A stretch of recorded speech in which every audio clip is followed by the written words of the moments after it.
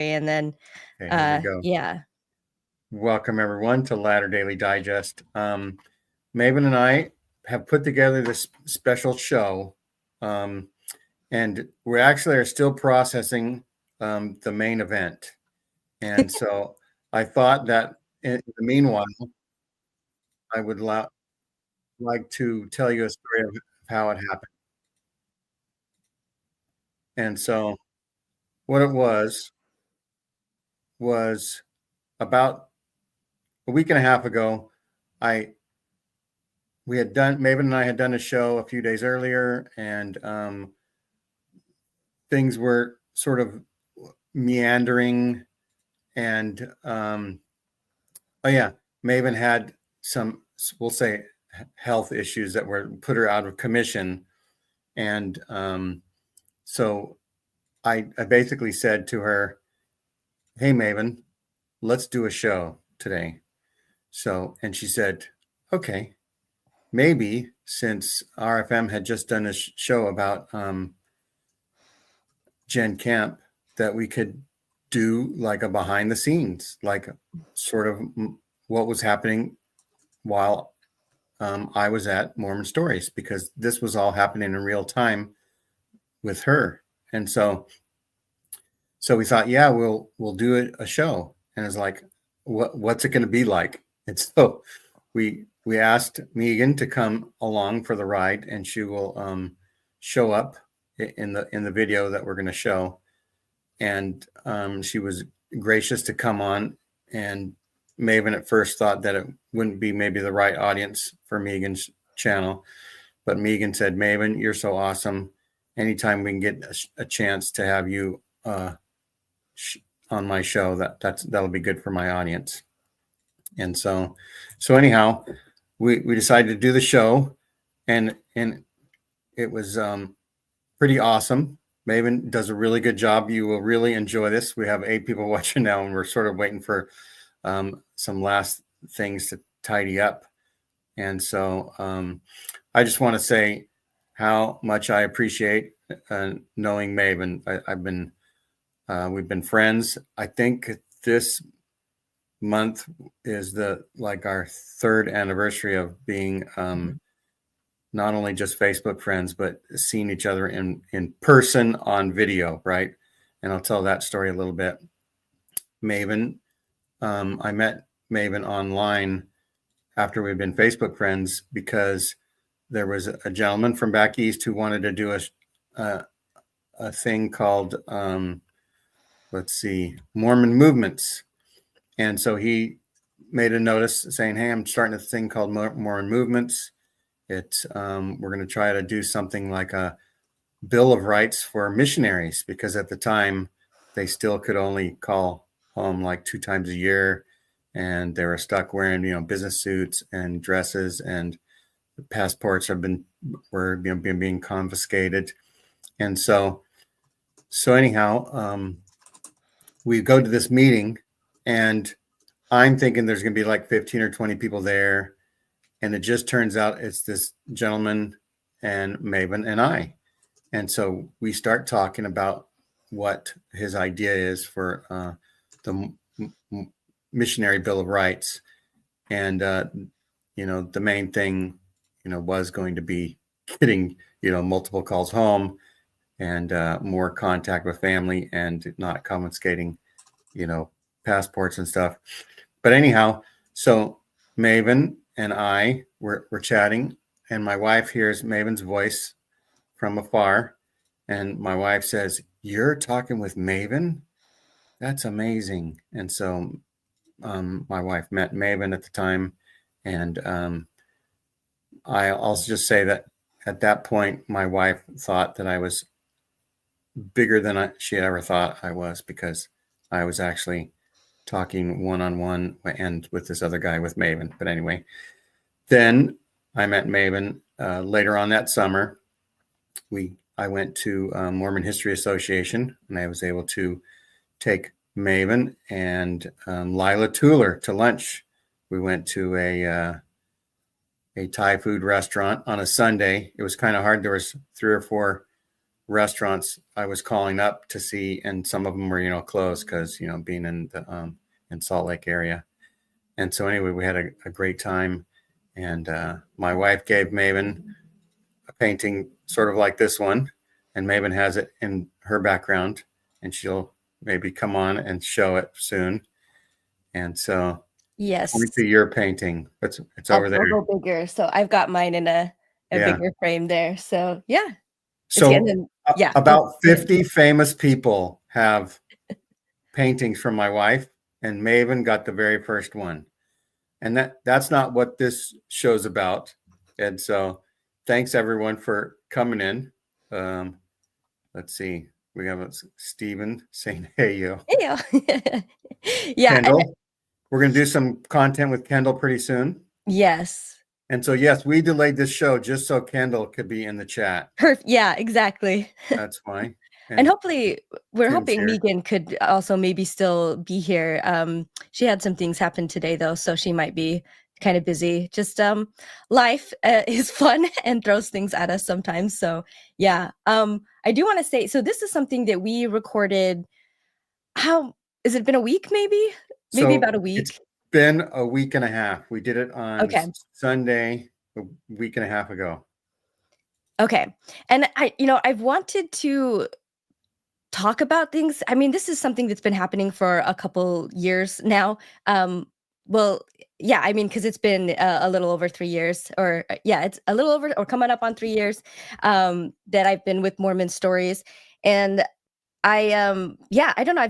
I've been wanting to talk about my story and working there. And once RFM, this is what really kind of spurred it, was RFM wrapping up the lawsuit with Gen Camp. I guess knock on wood that I hope it's done. Anyway, so I thought that this would be the time, and it was actually a couple comments, which I'll get into later, that kind of sparked part of the inspiration for doing it. So just for the information, so we recorded this, and then Megan had to leave for part of it, and so it goes back and forth a little bit. So I've done a hatchet job on the editing, just to kind of order things in a different way, and I've also put in some pauses just to maybe clarify some things. But so we're live now. We'll be playing this recorded video with Megan, who is not live right now and here with us. But I'll be trying to watch the comments. If you guys have any questions or something, we'll take periodic breaks through the video. But yeah, you'll definitely see the edits. A lot of them will be very noticeable. And I was just doing it. Yeah, I wasn't trying to make this like super clean, just trying to get it in order for the information and something to go through. So if you guys have questions, I think Gene, he can star them so that when we do take a break, we can go through and make sure that we talk about it. So it's kind of like I guess there's two main topics ish here. Actually, let me get it uploading here to the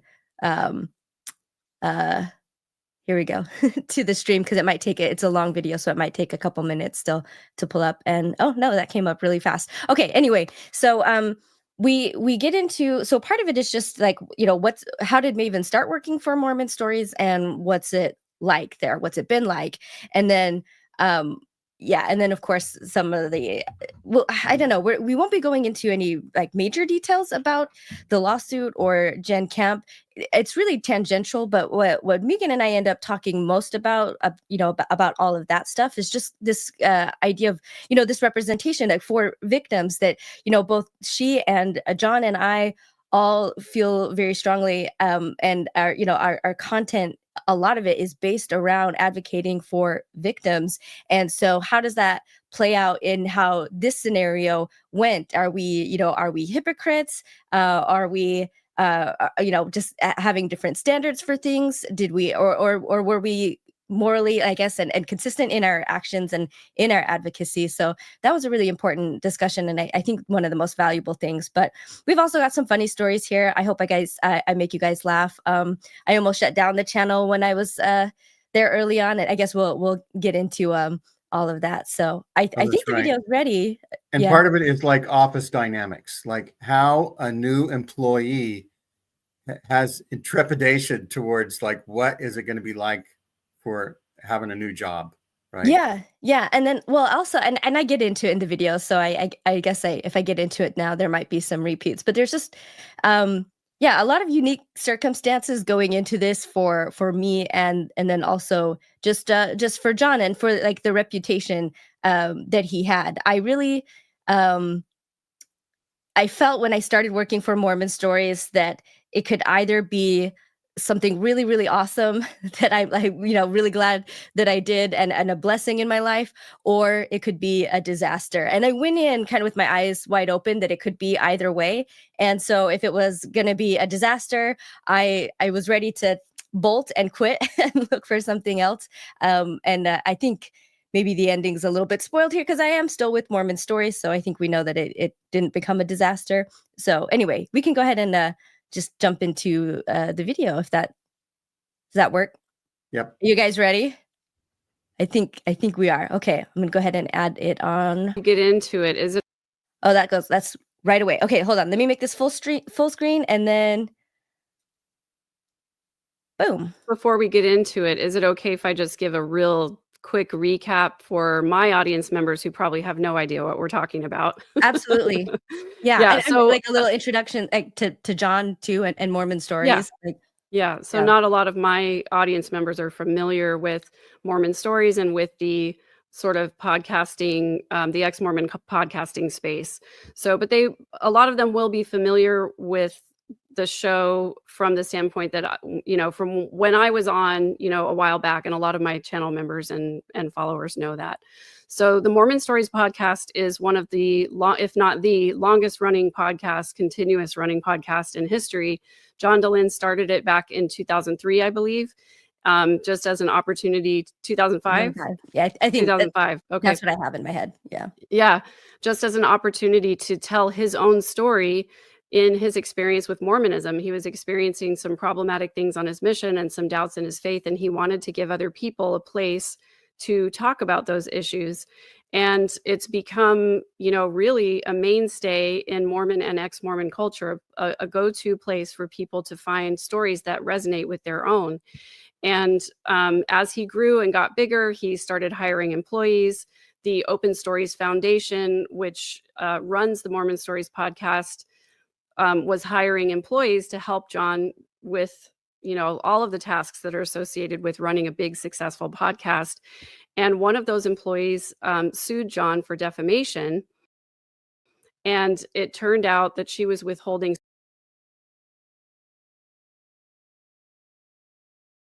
Okay, let me jump in here. Or I was going to put myself on. Okay, all right. So I just paused because this was just a minor detail that Megan got wrong.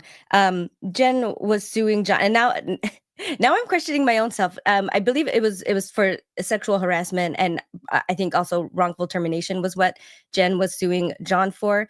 And so John ended up suing Jen. Or countersuing. It's a little bit complicated, but you can watch RFM's coverage on that. But anyway, as a result of Jen's actions to sue John, she was sued for defamation. So back to the video. Some evidence, and there's a long story back, behind that Radio Free Mormon has actually, I think, done the best job of covering that so comprehensively, the whole saga, because it's been a really long saga. But at the end of it, I guess it was announced yesterday that finally damages have been awarded in that suit. Jen's defamation suit was dismissed with prejudice, and the Open Stories Foundation and John Dehlin were each awarded separate sums in that case, totaling about $1.1 million. And for me personally, I'm really glad to see the end of that, sort of the closing of a chapter and a book for John to get that off of his plate, because I know it's been really stressful for him and his family. And Maven has the inside tea. Yeah. and all the amount of money is going to be in bankruptcy court, right? Right. So right. It's very possible there's only pennies on the dollar that are ever reach John Dehlin or the Open Stories Foundation to recover all their expense and their. Yeah. In the midst of the lawsuit, Jen Camp declared bankruptcy. And so they have a bankruptcy settlement already stipulated. And likely what will happen is that her bankruptcy attorney will get paid first. And then, if there's any money from the sale of Jen's home, her former home, or things like that, it'll get distributed among her creditors. And so it's not likely that they'll see the full amount, if anything at all, but it's a huge moral victory at the Yeah. very least. And Yeah. for me too, I feel like a little bit of vindication for John, having to endure those spurious accusations. So I'm happy for him. Right. Me too. And because I think part of the issue is this is he's also had a previous allegation that also I do believe to be false, that there's not been evidence for, and also like a whole drama, years ago, with lawsuits being, thrown at him and then also retracted, and, documents everywhere. They both Yeah. seem to be kind of both of these women have operated similarly, I guess, where it's just almost like a throw everything at the wall kind of approach. And so I feel like maybe Jen was hoping to capitalize on that kind of momentum and that reputation that was already out there. And I mean, in Mormonism in general, like it's a patriarchy. It's a very, male centric, male heavy culture. And I think it's a pretty common criticism, and certainly was in the past. And I think there's more strides happening now as far as like female voices in the ex-Mormon sphere, because it was also completely dominated by men, and still, the top and the most famous ones still are men, like John, Radio Free Mormon, Bill Reel. But people are coming. Alyssa Grenfell is doing really great. Cara Burrell also branched off and had her own stuff. So there's starting to be more, and you're one too. You don't like necessarily focus specifically on Exmo stuff, but I would say that there's starting to be more female voices out there, right? Shalise So, Bensola with yeah, Cults of Shalise, Consciousness. right. Mhm. Perfect. And there's probably And more Girls that Camp podcast. Yes, yeah, I'm is going to be another one, embarrassed if Haley we'll Ross. forget some. Yeah, we're Yeah. leaving out. Yeah, but I mean, but that I guess that's a good thing, that it's like there's enough that we can forget some, whereas before, again, there wasn't a lot of space for us. And so, and I've seen criticism of John for, treating female guests differently than male guests. And maybe that did happen early on, and maybe it does happen now. I'm not seeing it as much of a problem. Anyway, yeah, there's just like these kinds of criticisms. And there are a lot of people that don't like John and think he's problematic with women. So that's kind of the like an important background here, for the context of all of this. I just want to say, for my part, when I went on Mormon Stories, I actually had no idea who John DeLynn was, really. I had only seen maybe a couple of episodes, the ones that they did about my cousin's case. And I had no idea how big Mormon Stories podcast was or is in the ex-Mormon space, because I hadn't been in the ex-Mormon space very much at all. And all I knew was, I had been on Lauren Matthias's show of Hidden True Crime. And at the time, I think she might have had more followers than John DeLynn, or maybe close to. And so when I like 30,000 to 50,000, I think they were close, but I think John was a little bit more. But right. And so when I looked up, Mormon Stories before I agreed to go on the show, I had no idea how successful it was, or how well known it was in the ex-Mormon space. And I can just tell you that from the very beginning, John was kind and respectful. I've never gotten any kind of creepy vibes from him whatsoever, in all of our conversations. In fact, he's turned into a great friend and a mentor of mine. And frankly, it really surprised me to hear allegations against him, because I sort of have a hair trigger for those things, having been in those situations before. And I didn't get any sort of those feelings from him at all. So, right. that's my part. What's hard too is that, I mean, I think some people you can get a sense for, but some people are really good at portraying good people. Right. And so that's the other thing, like, to kind of always keep in the back of your mind, is that, yeah, like, just because we're not seeing it, that like doesn't mean it's not happening to someone else.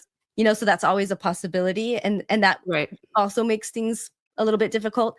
I didn't know about Mormon stories when I was a believer, but like many people, after I already started deconstructing, I found it extremely helpful, especially because for me, I was so staunchly in. I'd gone to BYU, gone on a mission and stuff. Whereas the people closest to me in my life, I kind of fit into that like leaving to sin narrative, or the I was able to slot them in those, that kind of compartment really easily. It was really helpful to me to start watching these interviews, and especially in long form, because it is definitely long form. But it was necessary for me to believe and to get all that background, to believe the depth of faith, that it wasn't just a front for like a little 1 hour show, that these people believed like I did, and I'm not crazy to be going through this. Yeah. And so, so I thought it was really great. I didn't see any problems either. And then when I learned about, the first scandal, I remember being just so disappointed. I had actually started to donate to Mormon Stories, which just a few dollars. I didn't have much at the time, but I was getting so much help from it. And I actually pulled my support then, finding out. And I just remember thinking like, man, can't we have anything? Can't there be like good men, out there somewhere? And I tried really hard to find out more information, to really dig into it. And there were some like interesting things that came up that also ended up kind of paralleling with Jen. But that was just like how difficult it was, first of all, to get any concrete allegations. I was going through like the like super old forums where this first woman, her name is Anne, she went by the moniker Rosebud, where, she would just threads and threads and threads, and these aren't like on discussion boards with people who are not friends or fans of John Dehlin at all, and they like ready to like come out of the woodwork and help her with legal advice, legal fees. Like there were people that would have been happy to pay for it and fund and help and rally around her, to pursue these lawsuits. But they're smart, right? And they were asking for specifics, asking for evidence. So she's saying like, he sexually harassed me. He made me feel like I had to provide, sexual favors, for employment or as a condition of employment. And so people were saying like what?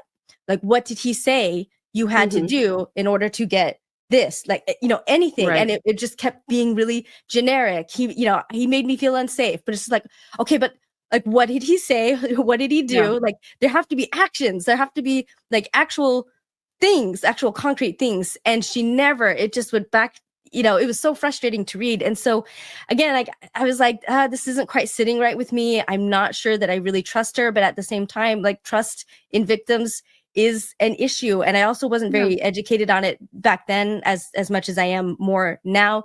So I felt that maybe she wasn't like reliable, but I also didn't restart my donation to Mormon Stories. That was, I think, kind of my middle ground there.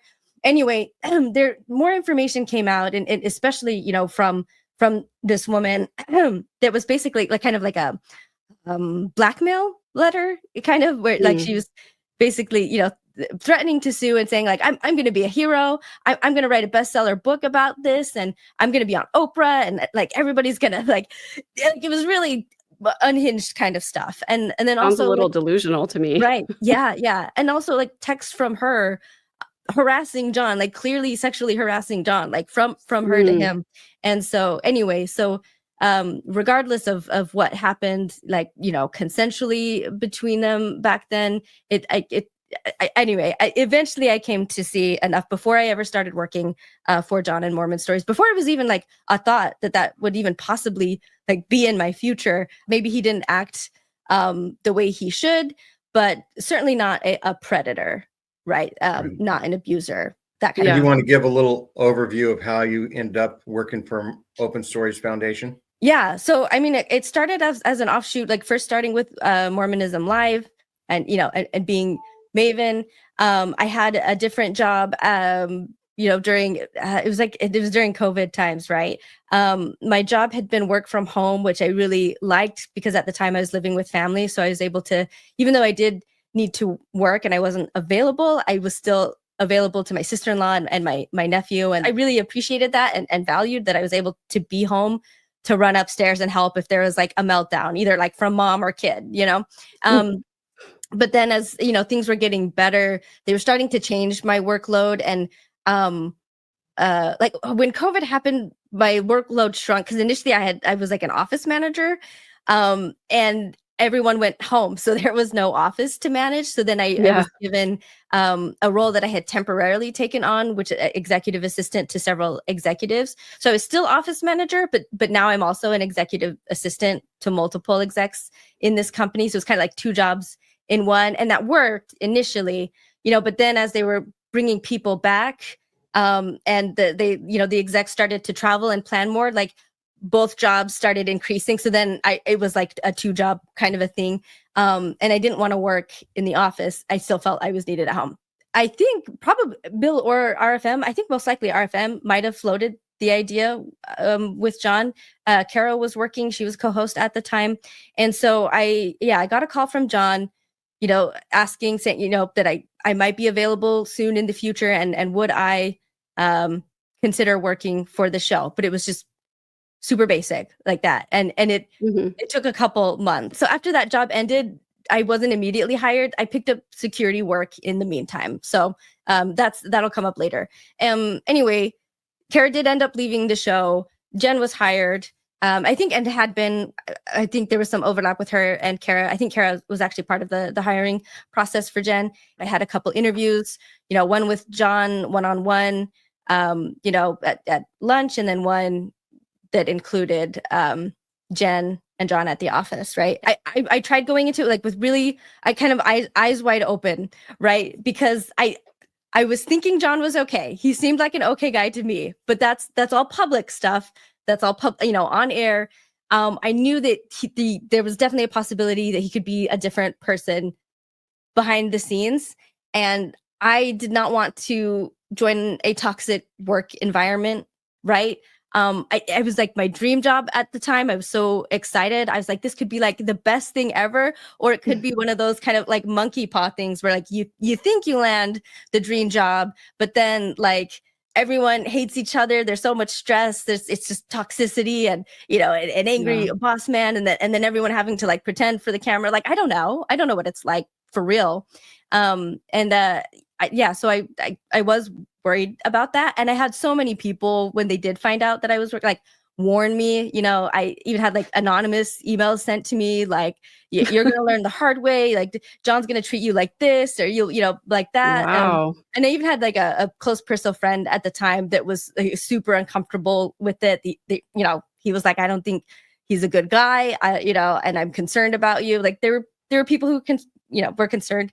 And so was I. At this point in my life, I've had toxic work situations and toxic bosses, like angry man-child bosses, and I didn't want to deal with it. I don't want to hate my job anymore. I just don't have it in me, So anyway, so I felt like I was taking a gamble. So you I think told me, because you and I had started talking, I think before you got the job there.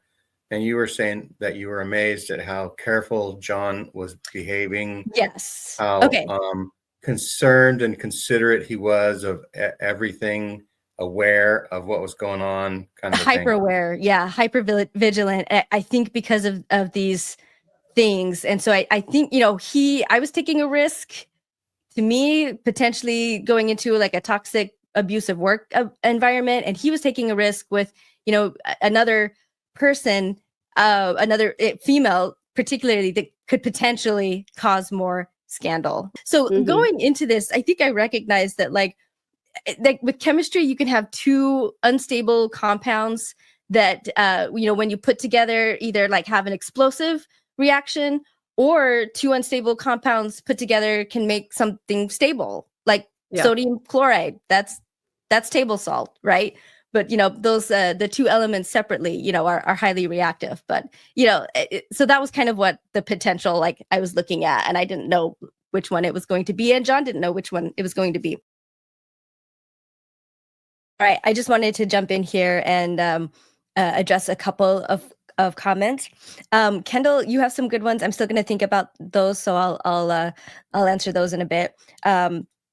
I did want to say this one is about Jean being really good at posting links to notify. But if you know anyone, and I just tried posting some too, but if you think there's anyone that is interested in this, go ahead. Please share. We appreciate that.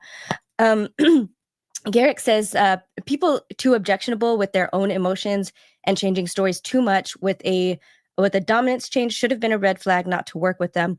And I would say, Garrick, but like when would that have been seen or known beforehand?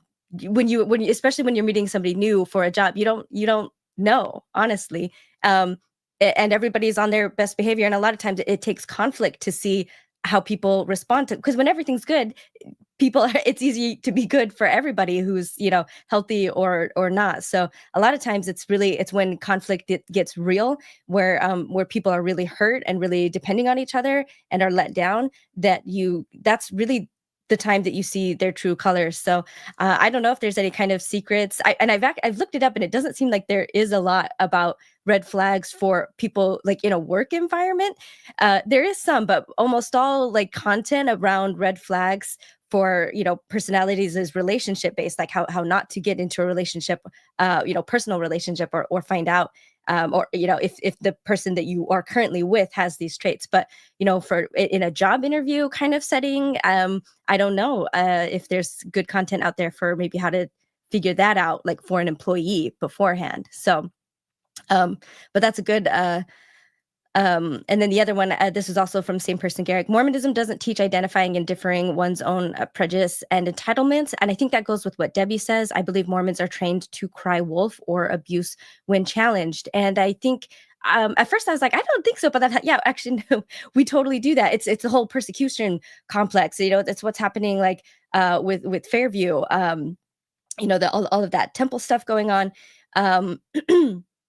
That it's just that the community has legitimate concerns over what it is the church is doing. But if you watched any of like the town meetings where members of the church came up, it's just like they didn't ever hear and couldn't hear what the actual concerns were. It no matter what anyone on the council said or anyone in the town said about the concerns with this building, it was clear that all Mormons could hear was, "We hate Mormons and we don't want you." And that's how their responses were. We're like, "We're great neighbors.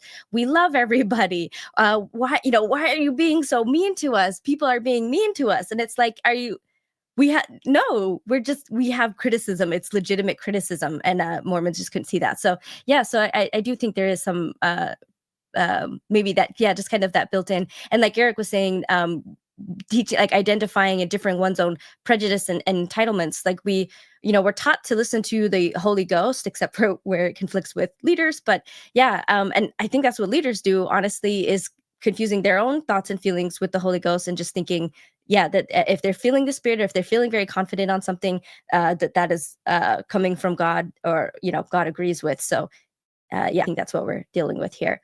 All right, I'll go ahead and go back to the video. So I advocated, first of all, that I keep my security job. I worked nights, and that the work that I would do for Mormon Stories would be part-time and would work around that schedule. So I'm not giving up or quitting a job to come here to only have that like blow up and then try to have to get my old job back, crawling back to my old employers, or start completely over. Right. So that was some safety building in, for me and for John, because there's less likely to be like, I guess there's less add to the conflict if I've at least got this financial like backup. Right. So there's that. And then I initially proposed actually like a probationary period, like a set period where I join the team, like we see if I'm a fit, because that was the other thing too. Maybe Gerardo would hate me, who knows? Maybe like Gerardo like was, and I couldn't imagine it at all, but you never know. Some people just don't like click, So so like, that was a possibility. Maybe I just didn't fit with the team. Who knows? So I wanted to have, like a 3-month probationary period, and there was a set date, and then it could be reassessed. And then if it worked, I could stay and maybe, quit the other job. And if not, I could go, and it wouldn't be like, where'd Maven go? What happened? It's another scandal. What did John do to her? It could just be like, this was a temporary thing. Like this was a 3-month contract, like to begin with. and we tried it, and it was over, and that's it. And all right, coming back. And I forgot why I'm coming. Oh, yeah, I just thought it might be good to tell like who the team is really quick, just like if it just in case there's anyone that doesn't know. So I mean, I think everyone knows John DeLynn. He's the boss, he's the host. Gerardo, I would say, is the right hand man, and he is incredibly rational and just an amazing human being. And I think both John and I really trust him and his opinion quite a lot, especially when it comes to making decisions about the show. He's just a very grounding person and grounding experience in all of this. Gerardo does thumbnails for the show, besides also like consulting and being almost kind of like a manager, overseeing and or at least kind of keeping tabs on a lot of things that are going on in the show. And then so then there was also Jen, and she did stuff you know, like a lot, basically management admin stuff for bills, like for the actual office, and letters and things coming in like that. But then and I think she was over payroll. Yeah, she was over payroll for a little bit, and then also scheduling. She was really great at spreadsheets, and like getting information put all together in yeah, just in spreadsheets that gave us access to information really easily. And then I came on. Brooklyn is the video editor. She is actually in the UK right now. Her husband's going to school. She's awesome. So yeah, she does video and audio editing.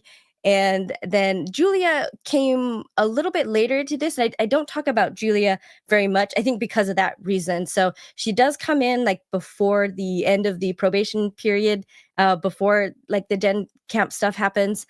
But she also was like a minor role, at least, starting out, and she's taken on a lot of stuff since then. But anyway, I think that's the staff, and then of course, myself. But at the very beginning, at this point right now, Julia is not there. So, yep. Oops, I think I might accidentally rewound. I was getting so much help from it, and I actually pulled my support then. Sorry. So I was still office manager, but now I'm also an executive. That's why he wanted, to put that additional, kind of barrier. Or just sorry, guys, I'm trying to figure out where because that was the other thing too. Maybe Gerardo would hate me. Who knows? Maybe like Gerardo was, and I couldn't imagine it at all. But you never know. Some people just don't click. So yeah. So sure. That was a possibility. Maybe I just didn't fit with the team. Who knows? So I wanted to have like a 3-month probationary period.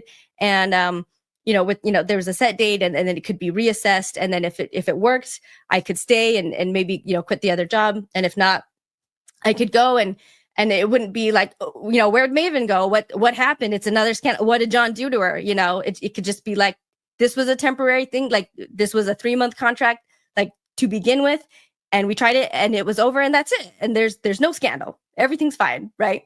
And also, I wanted to be anonymous at first. I didn't want it to be known. That was also my proposal. And, for the same reason, I'm going to pull this over, just to build in more of that kind of safe space for both of us. There's not going to be a scandal. Well, I say for both of us, but this one I think actually was more for John. There's no scandal if people don't know. That didn't work though. I think John ended up doing a slip. And saying my name, that I was modding during a live show or something like that. So people did know that I was behind the scenes earlier on than intended, which ultimately was fine. So yeah, so that's how I approached and came in. John wanted me to. So some of the careful things that Jean, I was talked to you about. One is that John was going to have me work under Jen. She was supposed to be my immediate supervisor. Of course, with 2020 hindsight, right? That was a mistake. Jen was not good supervisor material. And I knew that from the beginning, and I actually would have preferred to work for John and under John directly, but I think he was scared. And I think that's why he wanted, to put that additional, kind of barrier, or just a level of hierarchy in between myself and him. I had the sense, kind of like Megan, like you were saying, when you have previous experiences with toxic people, there's red flags. I think, and a lot of times they're subconscious and not always super obvious, and they're easy to push down and kind of push away. And I did that because I'm a new employee. I want to work, I want it to work out with everyone. I don't, I want to have good relationships.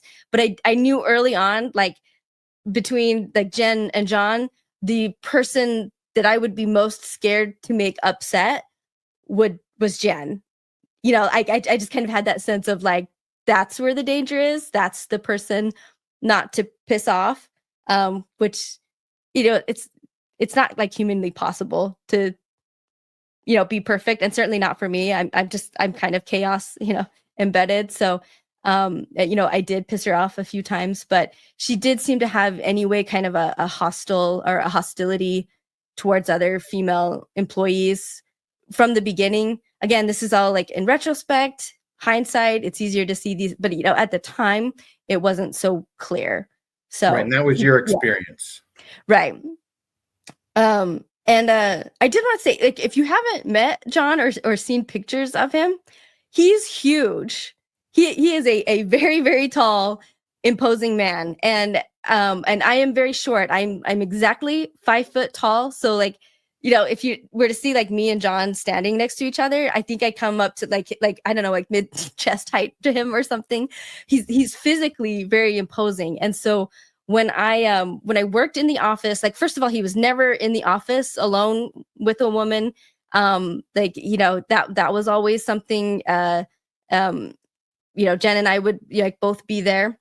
One of the things, it's funny, I wish I could, like, I don't have enough room to pull back and see, but any meeting I had with John, we would always be sitting. And I think this might just be normal for him, but I've always felt that John made a point to do that, and does, not just for me, but in general, in order to, I think he's aware, and even if it's like internal and subconscious, he has an awareness of his height and just like the imposing nature that it can be. And so, yeah, just sitting in the office, if I was sitting and he like stood up to come over and walk to me, like he would either sit on another chair, or most of the time what he would do that funny kind of like crab walk thing, when you have an office chair with wheels where you're just kind of like awkwardly, walking over. Like, it was funny, but like he would do that. He would crab walk his chair from his area like over to where I was. So he just like, to talk if I had questions or things like that.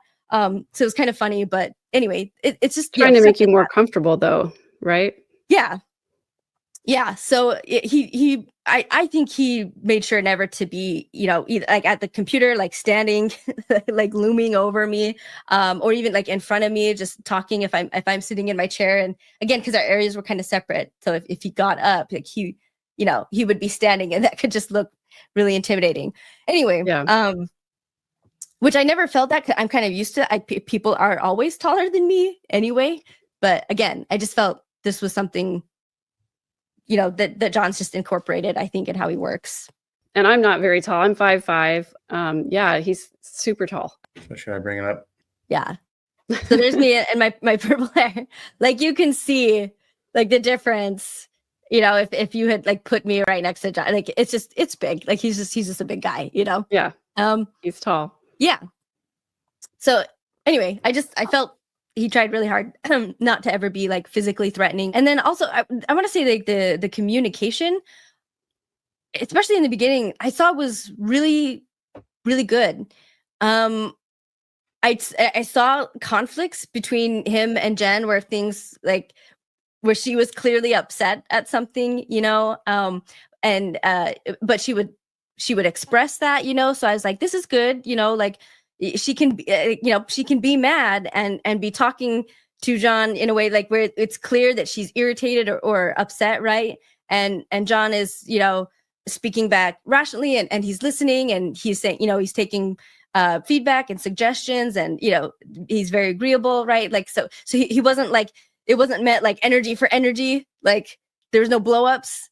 Yeah. Again, it might have been like they might have been on like better behavior because I'm new and there's like this other person in the office, right? I'm always aware of this, right? But I found these kind of signs encouraging.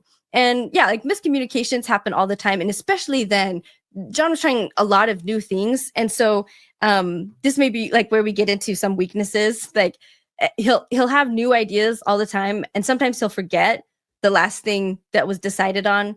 And that's also partly why a lot of our communication is just through Slack and other like written messages, because like he might come in and say, I thought I asked you to do this, or I thought this is how we were doing this thing, and then we could always say, we did talk about that. That was the thing, like we mentioned when we were, but we ended up actually doing this, and it doesn't happen as much now. I feel like the team is really kind of grown together, and we're very comfortable with each other and work well together. But it'll still happen. And Gerardo is usually like the best at like finding that message. If John comes in and why isn't this happening? Gerardo will have like the screenshot like of John DeLynn saying do this different thing, and he always just like immediately, like whenever something like that, like, oh, okay, no problem, no big deal, right? So yeah, so I felt good about that. I felt like there was clear communication. Oh, I forgot to say one thing I had asked John before starting to work. There's two things actually I want to bring up about before starting to work with him. One, I want you guys to remind me of, but it was him bringing up the other scandals or women that had like public issues with him. I'll get to that in a second. But the other thing was shouting, and I don't know why I thought this, but I guess with all the other like questions in my mind about who John might be for real behind the scenes, I think I saw, or maybe I could see him potentially being like a yeller, a guy that shouts when he's upset. I saw nothing ever seen to really give that. I don't know, and I don't know where, like that was just an idea in my head, and that's not something that I handle well at all. I asked him like, do you ever lose it and shout when you get angry? And he was like, oh no, that's not I've never done that. But then again, like that paranoia, did somebody say that? Is it are people saying that, and I'm just like, no, I'm just saying, like, this is something I know about myself, and if this is what you know about yourself, that sometimes you can't keep it in and you will shout, like, then it's a no for me from the start. Like I already know that's a deal breaker for me. Right. And he was like, oh, okay, no, I've never shouted at an employee. I don't think, I don't recall it. He's like, that's not just who I am. I'm not a shouter. So I was like, okay. He does get a little ranty on the show sometimes. So I can totally see where that might be a fear. Yeah. I don't think John even could do that if that's what somebody needed.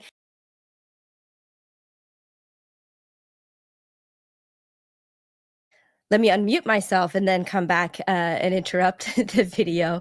I'll bring Jean on here too. Just so I guess I'll pull this up now. Your second question, Kendall, what's something you wish more people knew about John DeLynn? And it kind of goes with what I just said here. I think I'm not the only one, and you guys can say in the comments if you agree that I think John can come across as like like maybe a typical kind of gruff, very opinionated white man who does get angry if people, as soon as people start disagreeing with him. That's how a lot of men I know are, and I think there's just certain traits that John, maybe in speech and mannerisms, that seem like that. But so that's what I want to say is.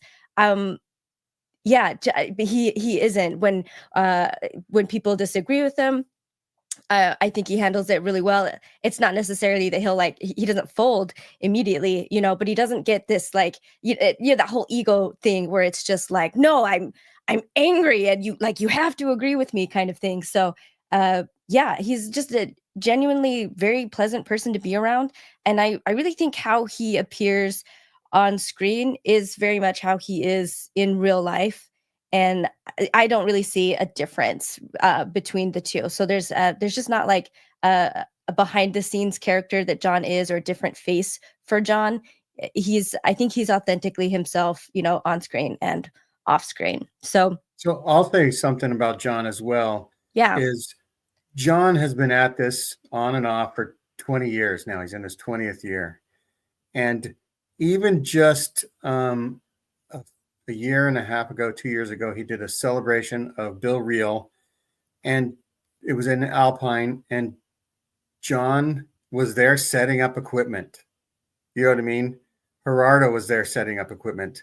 here's like the number 1 and 2 people pretty much, that we see on Mormon Stories, and they're doing the dirty work, right? They're doing, they might have unfolded and put up some chairs, who knows? And so also everybody has their own feelings about things. Like I know people say, oh, there's this about John I don't like, or that about John I don't like. And luckily nobody has any of that about me. But I'll say about John is that I presented him with somebody's, what about this about John? And John was like, oh, well, that's not my experience. So, he might offend some people, like we all can do, without really knowing it, right?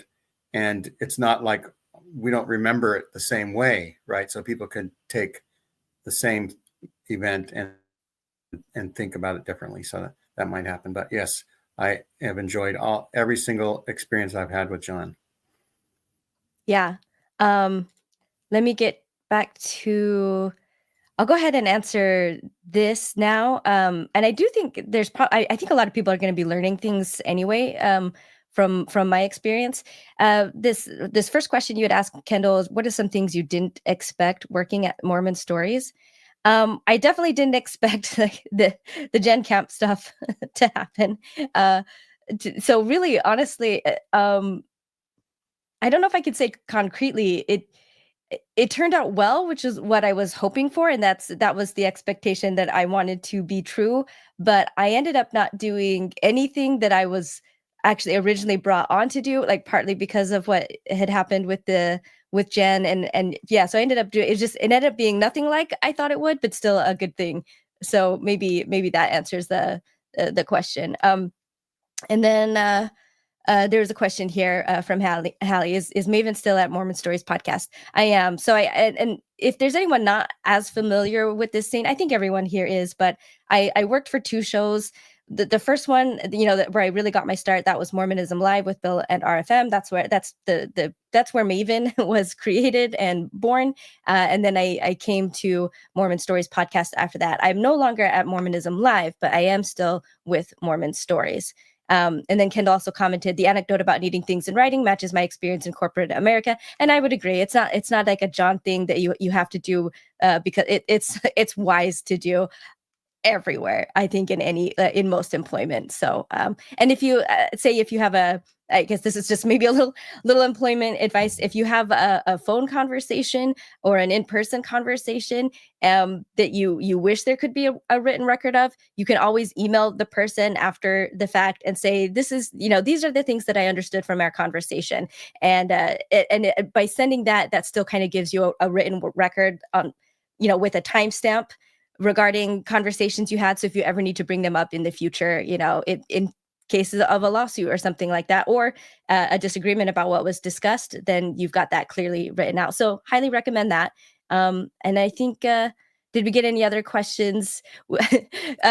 What's John's favorite baked goods treat candy? I don't know, because I wasn't in the office much, but there was, for a while, there was like this gigantic like vase with the little like dum-dum suckers in, and John would would have those a lot while working. So maybe that. So if you wanted to send John something, I know that he would make use of those. So I guess I'll say that.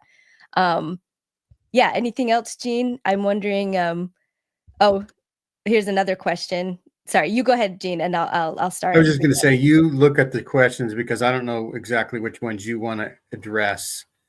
Most of the things I've just been putting up are just, like the side chat and fun things to put up. So I'll let you address any of the questions and as you look at them. Okay. So Peter says, would John be a product of his Mormon bringing? I would say absolutely. I think that's very clear.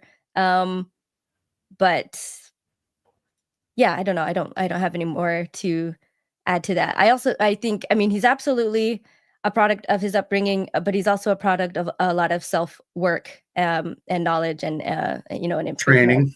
Yeah, and training. Yeah, and we all should be that way. We all should be trying to, I think, improve ourselves and how we manage. Reading. Yeah, how we manage ourselves, how we manage relationships around us. And John reads a ton. I'm very impressed. He goes through books. I don't know how he he has the time with everything else that he's doing, but he finds the time to do a lot of reading as well. Debbie says John is just a certain type of guy. I appreciate he challenges a dialogue because those are usually, I'm thinking about when he interviews.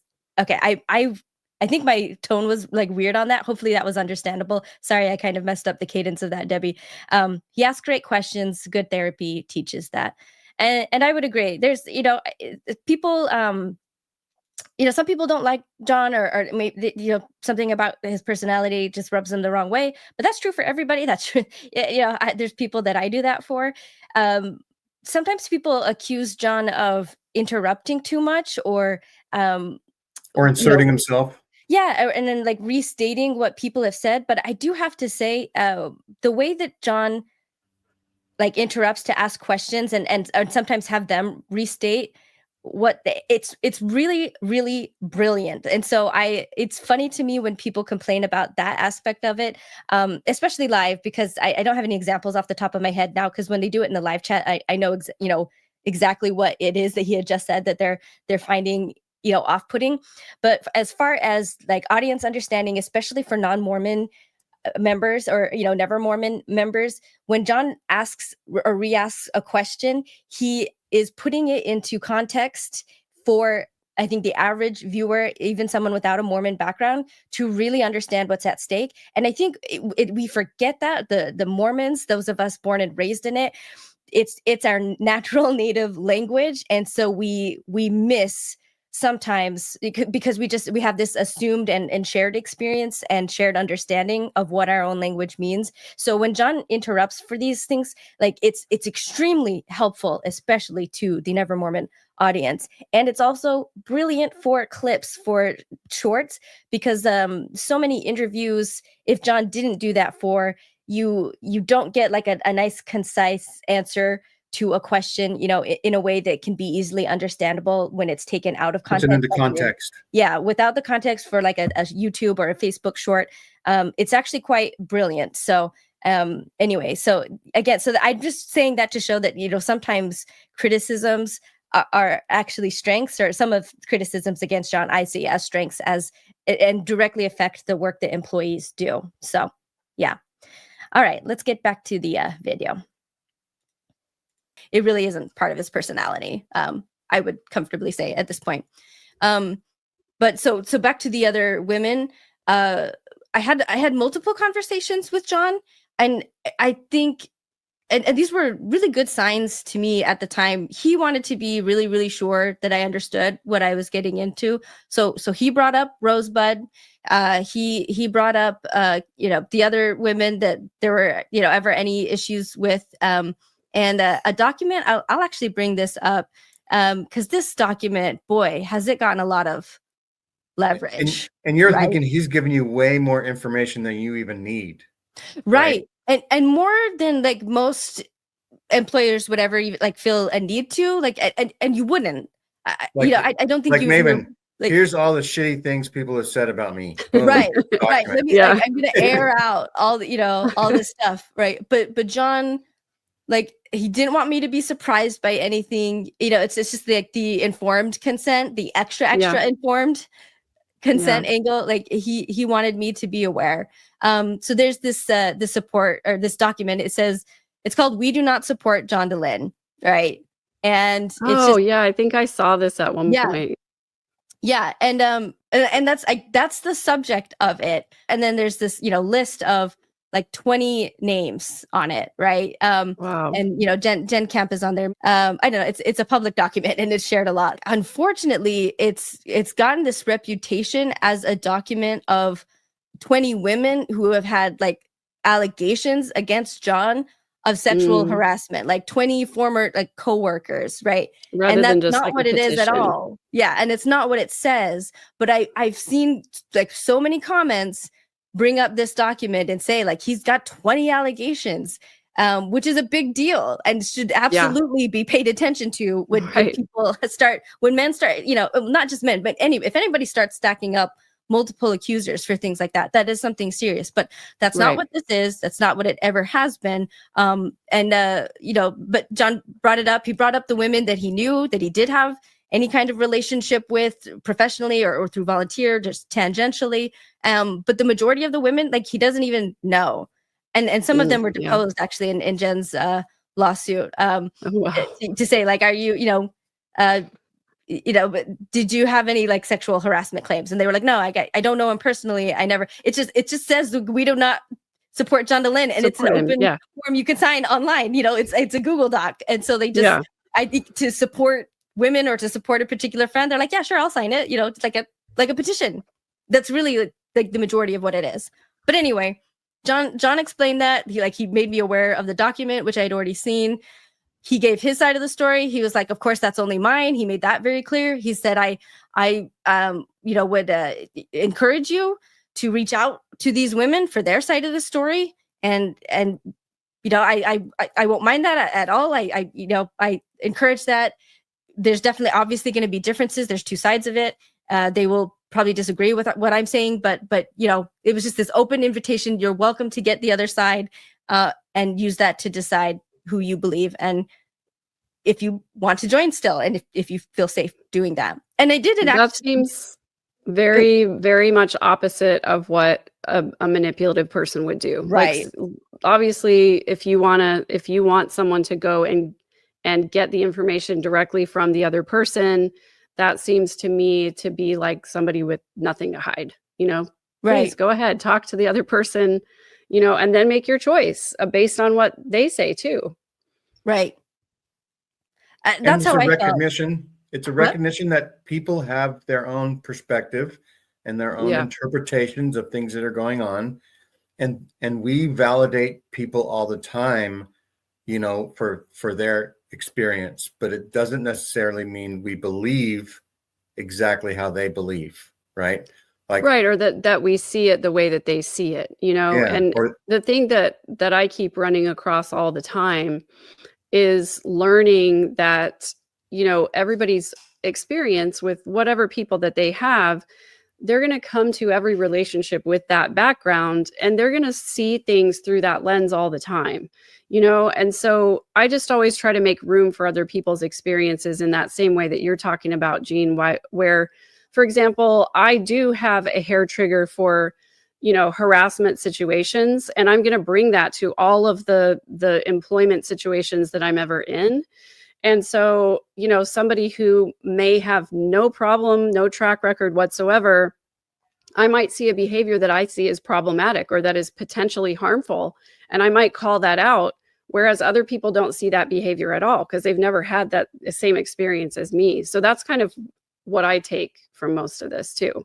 And the fact that he brought those things up first to me and encouraged me to get the other side, those, really kind of added to my feeling that I'm likely making a good decision to join. But I still, again, also, that period, that probationary period, I was trying to be realistic and always kind of keep that frame of mind of, I'm here to see what happens, especially when things get comfortable, what's the real behavior. So and so, like, I want to say I did have some struggles in the beginning. There's a lot of new things I was learning, and again, a lot of kind of switching things, plus a lot of kind of deciding who does what and what part of the process. And initially John was wanting everybody to learn and do the same things, but then when details kept changing, it was a bit chaotic. And so eventually we ended up kind of compartmentalizing it and switching up who does what a bit better. But and then because I was keeping my security job, that was night work, and so I wasn't always available during the day or during parts of the day where I needed to be sleeping, so like there's definitely like drops in communication and misunderstandings and a lot of dropping the ball on my part as a new employee, which again is expected. Like if we're going back to the beginning, before the whole Gen saga came up with just the idea, just the workplace environment and Power imbalance. right. Yeah. And initially my fears about John and, what kind of a man he was and what kind of an employer and, would I be happy in Mormon, working for Mormon stories? Would I feel safe or would I be miserable? And that was actually an accusation too, that I was, that was thrown at me a lot during this, was that I was supporting John because I was, you were a homer. huh? A homer, you're Yeah. rooting for the home Like team. I'm still employed. Like I have You're just saying financial. that because you want to keep your job. Yeah, that I get, and there were people who would say like you're just scared of John, that he'll fire you, and they thought like this is a fear thing. There were a lot of people that thought that like John was making me say things, and so so that was also frustrating for me as well. I think John probably would have preferred for me to say fewer things, to take his tack, but if there was something that I personally knew was not true about John, I felt compelled to say something or not true about the situation. And also like there were people genuinely worried about me. So there were people saying like, are you okay? Is John coercing you to take sides in this? Do you feel like you have the freedom to talk, or are you being coerced? Like there were some people that were asking me out of sincere and genuine concern, like if he's not safe with these women, if he's not safe with Jen, how is Maven doing? Is Maven okay? And I appreciated that, and I was happy to to answer their concerns. Like I said in the beginning, I have been miserable in jobs before. I've been miserable with bosses and people and coworkers, and I don't have the capacity in my life right now to deal with that kind of like daily and constant misery or stress.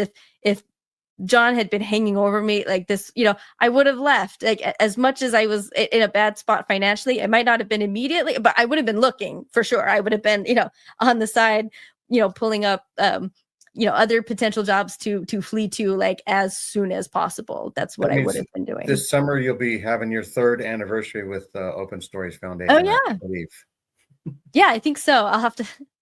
Like the years like all blend together real quick and stuff. But yeah, so with the stories, I mean, first of all, I want to say like I really am, I feel like just the chaos and I mean to drop the F word, I guess, and at this point in the show, a fuck up. I've just accepted that about myself. And as an employee, it can be quite problematic. I feel like it's mostly John. I have stressed out probably multiple ways that and I think my coworkers too, for sure. I've done that, but I do think John is probably the main person I antagonize when I don't make the right decision. Thing. Yeah, but I always try to. And John has been really amazing in his response to it. And I do think, I don't know, there might be a little bit of like, again, like this kind of trauma. These were just 2 comments just from RFM's wrap-up episode. And I saw a lot of these, a lot of criticism for John for his hiring practices. So this first comment says, I hope Dylan learned a valuable lesson, I think it not being too nice. Another commenter said, I think John has grown accustomed to other people judging his actions over everything, that I think bending over backwards is his default mode. I do think there's some truth to that. I do think that's why John will often take responsibility first, even though things like there have been times where like John has told me to do something or to not do something, and then for whatever reason, either like I thought circumstances were different, or I always had a reason for justifying when I did end up going back on that stuff, but again, like situationally, I thought like, I know John said not to do this thing, but this has happened. This is happening. We're gonna, we're gonna be late on this, or this isn't gonna be ready. So I'm gonna make an exception to the rule. And sometimes it works out, and John appreciates it. And then sometimes it's, he's like, Maven, maybe I wasn't clear, or or maybe I can't remember if maybe we decided something else, but I thought I said not to do the thing, but if I didn't, then yeah, I'm sorry for that. Please don't do this thing, and I've tried to be really upfront with John when this has happened, and like when something is my fault, to try to take that blame back from him and bring it where it belongs, which is with me. I'm happy to do that when I know that I've messed up. And so I've done that before with John, where it's like, no, John, like, no, you did say it. You said it pretty clearly. And I remembered you saying it. I just, because of the situation, I made a decision to not do the thing that you did actually definitely tell me, to do, or not to do, whatever the case Right. was. But you have good intentions. You were trying to make the show better somehow. Exactly. It wasn't like out of maliciousness, but I just wanted him to know, like, nope, like, it was definitely my mistake. I'm sorry. You did say it. I'm, and I'm willing to take ownership of it. I do wonder sometimes too that, like, I think because of all these things, and I think other employers honestly probably would have let me go before now at some point. I think, it would be understandable if John did. So I do think that it's partly maybe out of the fears of scandals and also like of hurting my feelings and ruining that relationship with me. So I do think there's a personal care and concern here, but still, when it comes to a job and it comes to, like his brand and things like that, it would be understandable that he would need to stay loyal to that over me if I come into too much conflict with it, right? So anyway, so I do feel like, I probably have benefited in ways that I wouldn't have otherwise, based on just from John being extra careful. Right. From John's like own past traumas and maybe an unwillingness or like fear to do something like let me go. But anyway, I also think like he will let people go like he did with Jen. So he has that ability. I think the bar for that is probably a lot higher than what's average or normal, like the normal person would expect, if that makes sense. Yes. But like he does, I don't know. I feel like we've gotten to a point where it's kind of a point of humor where I'll do something stupid and I'll just be like, sorry guys, like, yeah, that was me. Like, I'm sorry for making something worse that, when I was trying to help, or, like, I really appreciate you guys for, your patience with me and that, you're willing to work with these things and move on. And these kinds of things were a lot scarier in the beginning, when they happened. And I feel like we've come to a comfortable place now, but I think one of the biggest mistakes I made, that was, what I was alluding to earlier, was that, and that was early on. So I was genuinely like worried that, I don't know, like that I would be fired, but I think, an angry response from John would have been understandable, right? Because of the level of the mishap. So this was back when, there's a commenter, Trev Anand. He's still very active in the chat. He was going through a lot of old episodes and taking show notes for us, basically, and putting together chapters to put in Time YouTube, codes. because these are long interviews, right? Yeah. So when books were mentioned or things, like he was searching up those links so we could put them in the show notes, and we used to put links for show notes in the YouTube description.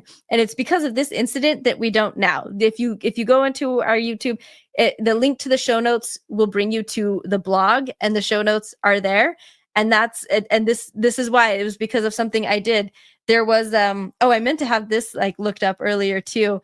There was a reference to something that it existed outside of Mormonism, but it was given the Mormon moniker at some point. It was just something that had a 5-minute meme status, kind of like Soaking at BYU did. I clicked to look at the show notes about 2 months ago, and I noticed it did go somewhere else, and yeah, so it should, YouTube links and anywhere else too, like other platforms, it should be directing you to the blog to get to any sources in it. So what was talked about, so this thing, it's called bubble porn, or at the time it was going around, it was called Mormon bubble porn. Yeah, I And remember John did an episode. yeah, so this was an episode with the Sundance film director who had done the Touch of the Master's Hand, and it was about I think it was about like masturbation or something. I might just go ahead and, I don't know if I can kind of click this image here too, but if you can see, where the They're previous, wearing swimming suits, but if you right, do yeah, something, it's you're putting an overlay on clothed women, but it's such a way that by covering their actual clothing, it kind of tricks the eye into seeming. I don't know if this is going to go. Oh yeah, I guess there's some other examples here. It appears like they're. I guess it gives the oh, what's the word I'm looking for?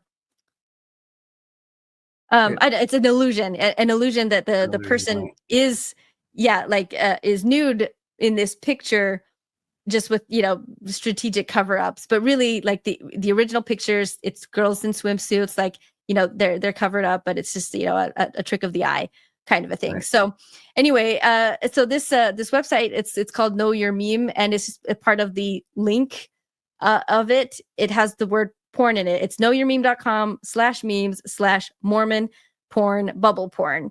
So when I had put that link in the show notes again, I'm not scrutinizing them. Like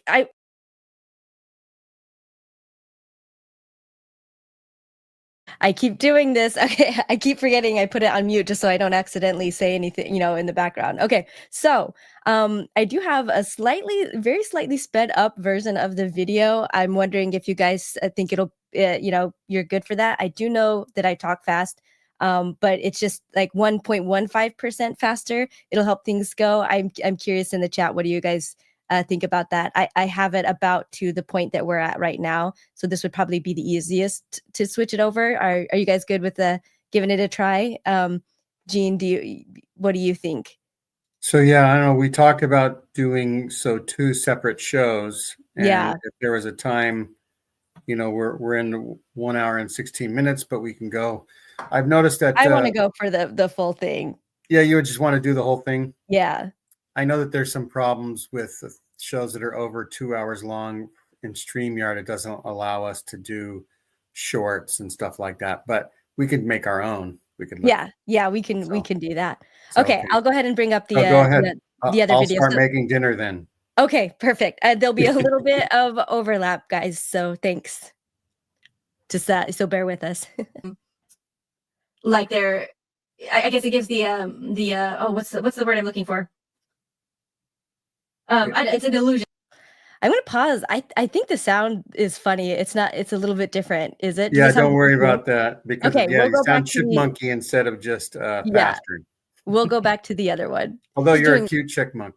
What? Oh, chipmunky? That's what you said? Yeah, you're a cute chipmunk. All right, here we go. Backlog. There was a lot. So I'm copying and pasting, right? And so anyway, I think there's like YouTube bots, that were crawling and just, saw the link, saw that word in there, and then just boom, the channel got a strike. And this was right before the Alyssa Wall interview. She's the girl, the 14-year-old child that in the FLDS sect that the prophet Warren Jeffs had forced into a marriage with her cousin. She's the, I think, only one as far as the whistleblower. Yeah, able to testify in court, and had evidence to actually finally, because they're so secretive, so in their own bubble and protective, right? She was really a lone hero that was willing to testify against this man and ultimately bring things down. So that was. And I think that interview is still either number one for either the videos or the lives or whatever it was, but it's among the top, right? And it was at least a 3 or 4 part series, extremely powerful, like for sure. So everybody knew it was going to be big. Yeah, and it was already advertised, and so like the fact that it got and this community strike also like prevented John from like putting anything out on the channel for a week. No video uploads at all, and also no live streams. So and of course that was also going to mess up because you got to keep posting regularly to keep up the momentum. Algorithm. Yeah, so like I didn't even know what had happened. I didn't realize anything had happened. But John sent me a text, and it was like 11 o'clock at night. I was starting a security shift, a night one. He sent me this text with the email notification that he got for the channel. and he was like, "Hey, like Maven, do you know anything about this?" And at first I was just like, "Oh, I have no idea." I couldn't. But when I saw the episode, I knew it was one that I had just done something on, and I just remember knowing it has to be something I did. I don't know what yet, but it's an old episode. I was the only one that had any reason to be there recently. And so I just had this like sinking just pit in my stomach of knowing like whatever it is my fault. I did this. I just shut down the channel for at least a week for at a really important time. And John was really great about it. I mean, he did remove my YouTube access again, right? Till we figured it out. He was able to contact, the YouTube community and, get that access restored, get that, strike removed. So, I'm so grateful. This was also like before he had hit 100,000 subscribers. So, YouTube support could be really dodgy and difficult to get. So there was a chance that we were really just going to have to sit on this for a week. And that's something, that would be understandable, I think, to be really, really mad at and just be like, look, how could you do this? I can't believe you didn't pay attention. Anything like that, right? But John just, he took it in stride. He was upset. He was disappointed. But that didn't translate over into like how he treated me humanely, as an employee, just, I'm removed.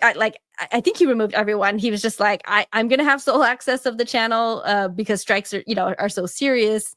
When you get 3, you're done and the channel's gone. And so, he's like, I just want, if anything if there are any more strikes, I want it to be like from me and because of something that I did, which makes sense, in a way, kind of sparing anyone else the sick feeling that I felt as that responsibility for that. I felt really, really, really bad about it. And what's funny is I called RFM and he wasn't able to answer, but he just knew that because we talked all the time, but I didn't leave a message or anything, but he knew.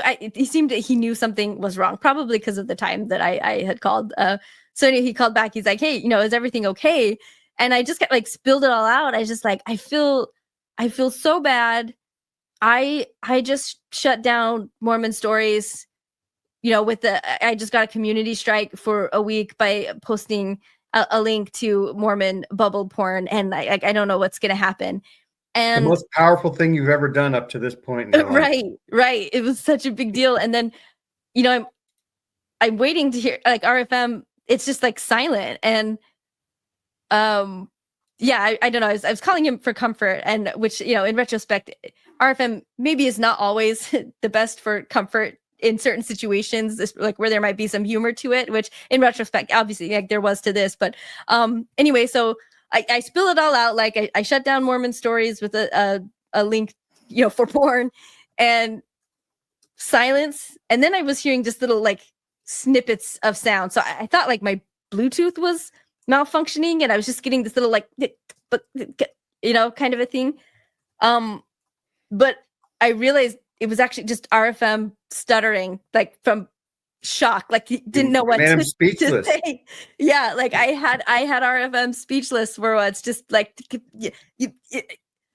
then he just uproarious laughter. He's laughing so hard, and I was like, this isn't what I want to hear right now. I do understand. I get the humor to it, and someday later I will look on this and think it's funny. I do see that. I recognize that, if everything works out. But right now it's not funny. I'm sick. I'm sad that I disappointed John. I'm worried about the channel. I'm worried about this interview because it's such an important interview and such a serious topic and such a brave woman. I was just this was big. So anyway, you were stronger than Satan. Yeah, right. Even Satan hasn't been able to shut down Mormon Stories. Yeah, but I can. But it was able to work out. That's where we switched to putting show notes just on the blog to again preserve, the YouTube channel. And John took it and rolled with it. and any other mistake, he's not gotten emotional if he could have been. He doesn't take things personally. Yeah, he's always able to remain professional and fair. So yeah, I think, if there is a time where I'm let go or where I'm reprimanded, the majority of the time it's fair. It's completely fair and deserved. John always handled those really well. But it did seem like they overly frustrated Jen. And, honestly, I don't think she wanted me there in the first place, if I'm perfectly honest. I don't think that, she liked that I was there at all. Do you think that she sort of felt threatened by you coming in as a new person, maybe possibly taking away hours or resources? Potentially. Yeah, I think potentially. And like I said, she was kind of hostile, like undermining kind of in a way towards, Kara when she had been on, and, and other female employees, and also Margie. So Right. And you're setting the stage. This is now right. So we're getting to the end of that 3-month kind of period, right? I think it was August, the beginning of August. If I'm remembering correctly, I might be wrong on that. And this is where, and RFM kind of alluded to it in the show. I wasn't named, but this employee, that she was supervisor over, this unnamed employee, like that was me. And so John had asked her to come in to discuss her job performance, and as I understood it, mine, and whether or not I would be staying with the team.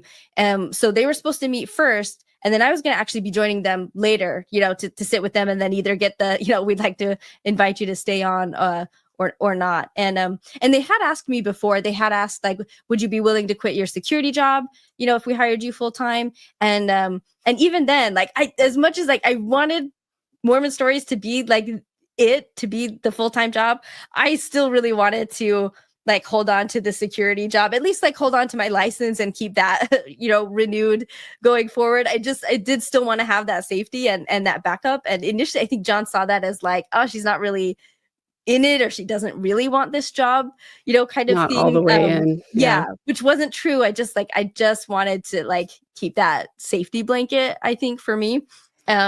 So that almost, I think, caused me problems. And I was honestly wondering, like, did I just lose myself the job because I couldn't just say, yes, absolutely, I'll quit my other job to work here? Like, what is wrong with me? Like, why am I letting like these fears and this trauma like ruin, the opportunity that I want? That's kind of what I was going through at the time. Like, I'm such an idiot, and I hope they do want to keep me, and all of this kind of stuff. And so I was literally like getting in my car and driving to the office, but to get there for what was going to be the meeting for me, when John called and said that the meeting was canceled, like everything's going on hold, so I could just go back home and like wait for further instruction, basically. And so so something happened, right? I had no clue what was going on. Jen had actually interviewed like for her own Mormon Story, and her interview was set to air on Monday, like that coming Monday. This was a Friday that this had all gone down. So that was supposed to be going on Monday. But John did say like to pull that, like he, pulled everything. I think he pulled some of my access to, like the YouTube channel and whatnot. So, which again, like was a fear response, I think. And then, to protect the brand and protect the channel. It just like, so I was still employed, but now I can't log in or get into anything anymore. And I was just like, that doesn't bode well for me either. And then he sent out a message, a staff message on Slack to everyone, where he took on, and he did this a lot in the beginning, and he'll still do it. He will take on the I guess the burden of miscommunications, even if he hasn't miscommunicated. And I think that's another thing that makes him a great boss, is when something goes down or something doesn't go right, he'll start out with himself and maybe how he was the problem first, right? So that's what he did here. He said that he had an argument with Jen, that he didn't treat her well. I think he said that he shouted, like he raised his voice at her, and that he, regretted that, and he was very sorry. And we're pulling the episode. We're just kind of taking a break for a second. Like everything's halted, and yeah, so it was just kind of this apology, right? And so I'm sitting there thinking, like, it took until the end of my 3 months, but now I'm seeing it. Like, this is it, right? He told me he wasn't a shouter. He didn't shout, but like it seems like I think he said like raised his voice, and that's how I interpreted it. Like he yelled at her. He's saying, he yelled at her, and I didn't know about what, and so I was worried about Jen. I had texted her, and I was like, but I also didn't want to be like meddling and be like, what's the gossip? What happened? What happened? So I was just like, hey, got this message from John. I hope you're doing okay. I let me know if there's anything I could do for you, and she just kind of sent me a generic kind of thank you back. She didn't go into it at the time either. Yeah. So I'm just kind of just sitting there like in limbo initially, like everything was just up in the air. And to be honest, I think, especially as things started escalating, I do think John's decision at that time, like if he had a preference, I think would have been also to let me go. And he said as much. I think he made an announcement, like he's wanting to retract it, just back like bare bones staff, Gerardo, Brooklyn, our editor, and I think that was it. And Margie as co-host, like just his safe people. That's what he circle wanted the to wagons and cast off the chaff. Basically. Yeah. And so, yeah, I thought, okay, I'm doomed. Like it's over. Like the writing's on the wall. He just like the conversation just hasn't been had with me. Yeah, I don't know. Look, what was frustrating too was at that point that was the year that I also was like needing to get surgery on my ankles. And I still had, because I had lost the one full-time job before the security job. I still had Cobra insurance though. Like I had met my deductible. And so like I needed to get these surgeries this year, but I was still needing an income. And I did think that I was going to stay with Mormon Stories. Like I had my doubts. I wasn't sure, but I was hoping on it. And that would be something that I could do from home, like while recovering. So I could get, and then, I realized like, man, I'm either going to like not be able to get these surgeries, or like if I do, I will have no money. I will have no employment. Like I'm so screwed. I am so screwed over right now. And so like I was super scared. Like it was still the same like financial, because I couldn't do the security work anymore. That's what happened. Like right at the end here, it was just too much walking for me. It was causing problems with my feet. I just couldn't keep up with it, and I couldn't do the job anymore. So I didn't have the safety blanket anymore. So I was in this place of like, I'm really relying on Mormon Stories like to come through for me. So it was a really scary time, for John in his own way, and then also, for me in my way. So it just sounds to me like you were both being really cautious about this going into it. And I'm really glad that you were well informed, that John was really proactive about informing you about what potential risks there might be.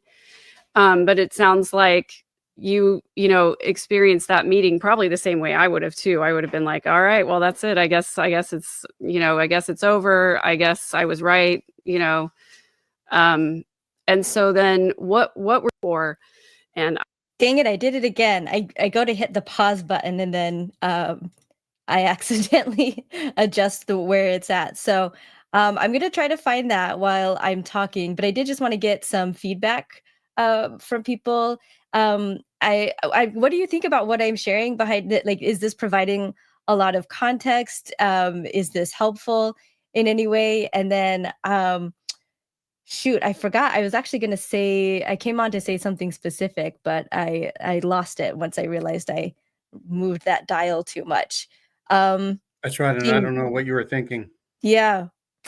Oh, it was about what Megan had just said about being right. And because some people might be looking at it and be like, well, like if you thought that was going to happen, like why go in there? And so I just want to like point out that it's not. I just thought that it could go two ways, one of two ways, and so it was more just. And I had hoped that it was going to be fine, and that nothing crazy like this would happen. And so, yeah, so when this went down, and it did at least appear to me initially like, okay, it's the scandal, it's the crazy, this is the real John. There is a two-faced John. There's an on-screen John and an off-screen John, and it's happening to somebody else and not me, but this is the behavior that I can use to determine if would be me in the future. You know what I mean? That's kind of where I was sitting at the time. But again, also not sure, because it was literally just going down. So it's just kind of like, well, now what? And wait and see. And as I'm explaining, I'm in a more needy place at the point of the end of this probation than I was when I had started it, due to these pain issues. And so yeah, so the situation had changed quite a bit for me when all of this went down. So like, it was a really, guys, I don't know, I'm smiling when I'm sharing these, but that was a really tough time. I did not know what was going to happen, and like if I was going to be okay. I didn't know. I didn't know at the time. So I was just really taking a huge leap of faith. So let's see, was there anything I think we're good on comments. I'm gonna have to put the video back up, and I might have to like skip around to find where I was. I'm so sorry, guys. Skip let's away. give it. Everybody yeah. here likes to hear your voice, Maven. So you just Okay. talk until midnight. Okay. All right. Good. We might. All right. I think he said that he shouted, like he raised his voice at her, and that he, regretted that. And he was very sorry. And we're pulling the episode. We're just kind of taking a break for a second. Like everything's halted, and yeah. Sorry, you guys probably couldn't hear. Is this close enough to you guys, or should I skip forward another minute or two? I don't know. I'll go ahead and press play until I see comments. So it was just kind of this apology, right? And so I'm sitting there thinking, like, it took until the end of my 3 months, but now I'm seeing it. Like, this is it, right? He told me he wasn't a shouter. He didn't shout, but like it seems like I think he said like raised his voice, and that's how I interpreted it. Like he yelled at her. He's saying, he yelled at her, and I didn't know about what, and so I was worried about Jen. I had texted her, and I was like, but I also didn't want to be like meddling and be like, what's the gossip? What happened? What happened? So I was just like, hey, got this message from John. I hope you're doing okay. Let me know if there's anything I could do for you, and she just kind of, I still had Cobra insurance though. Like there might be, but it sounds like you experienced that meeting probably the same way I would have too. I would have been like, all right, well, that's it. I guess it's, I guess it's over. I guess I was right, and so then what were you feeling like, with all of these different plates kind of spinning? What direction were you thinking you were going to go? I didn't know. I was panicking. I did have a conversation with John where I was trying to, negotiate, like, can you keep me on until Thanksgiving at least? And I told him about the surgery too. And I was like, I know it's not your job to do, like, if I'm not a good employee, to just like keep me on as a charity case to employ me, like, so that I could, like, I know that that's not, you're a business owner, like there's a product here, there's something, so like, I get that, but also at the same time, like, please, like, if it's possible, like, can you keep me on? And I think Bill and RFM, I think came through for me. I don't know this for sure, but I strongly suspect that they encouraged John, to trust me, to keep some trust in me when, when things were falling apart for him and he wasn't trusting anyone. Because this, I can say for sure, like, John was genuinely shocked and saddened about how things went. I mean, for like, even for months after the fact, and just kind of like reeling from it. So he wasn't kind of coming, and again, like with the apology, like he took on, the brunt of the blame, even though most of it really was on her. Like, that's just who he was. And he would have and wanted to reconcile. That was always where he was at. And even as like her stuff started escalating, he would still say kind things to her, privately, like there's no one else, right? This isn't, it's something on air that you can get points for looking like a good person. He would not disparage her to me ever. And he would go as far as like, I wish her the best for her new podcast. I hope it's successful. I hope she gets good interviews. Like I want her to succeed, and I want her to be happy there. And I'm sad about how this happened here. Right. So yeah. So John was in pain, genuine. Like this wasn't just like an anger thing, but he was sad and scared. I think there's this, emotional fallout, right, for him. Yeah. And so, so I understand that he was being risk averse. And then I think, like I said, in one of the conversations I had, basically, I think the one where I'm basically like pleading for him to keep me on as an employee, like as a charity case, he was saying like, I don't want people to be relying on this, this job, because that's where, when things happen and they lose it, then they've got all these other things, which had all been things that I had said, like out of my own mouth in the beginning, like setting this up. Right. But despite my efforts, I'd lost that security blanket. And so I think that made it like even more scary for John to potentially keep me on, is that like, okay, now Maven is desperate. She is in this really like already like emotional, scary situation tied to employment of her. And so like, what do I do? Right. So it could have been so bad. But anyway, as all this was going on, especially like that weekend that everything went down, like Jen's episode was being pulled, I was just sitting there thinking like what to do. Like, because Jen was the one that in charge of most of like the scheduling and, the planning out the episodes and putting things up in all the different places. I initially was going to start as being like an editor for doing short creation, that creative side of things. That's what I was initially brought on for, not the organizational aspect of it, right? So I just stepped into it because she wasn't there. We did have another episode that had been recorded, and so I just kind of like proactively, started, asking like, Gerardo, do we is there a thumbnail ready for this? If John approves it, we could maybe get this episode up and ready for Monday, so things move forward. And so, I got all that together. I asked John, we've got all this. I could write a description, we can get this put up and loaded and ready to go. If either you can do it or you can give me back like the YouTube permissions to put it up. And so it just kind of went from there. And it was really just kind of a day by day thing at first. I just stepped into that part of Jen's role. And then, had the other conversations, and, John did keep me till Thanksgiving, and then, a little longer, and, and so on from there, like became part of the team. So, and everything was going to be good the way it was. John was upset that things didn't work out, but he still wanted Jen to do well. And then something happened. She made her announcement, because at first it was all kind of like hush hush, right? She disappeared. People would ask like, where's Jen at? And John was not saying anything because she'd started to threaten lawsuits.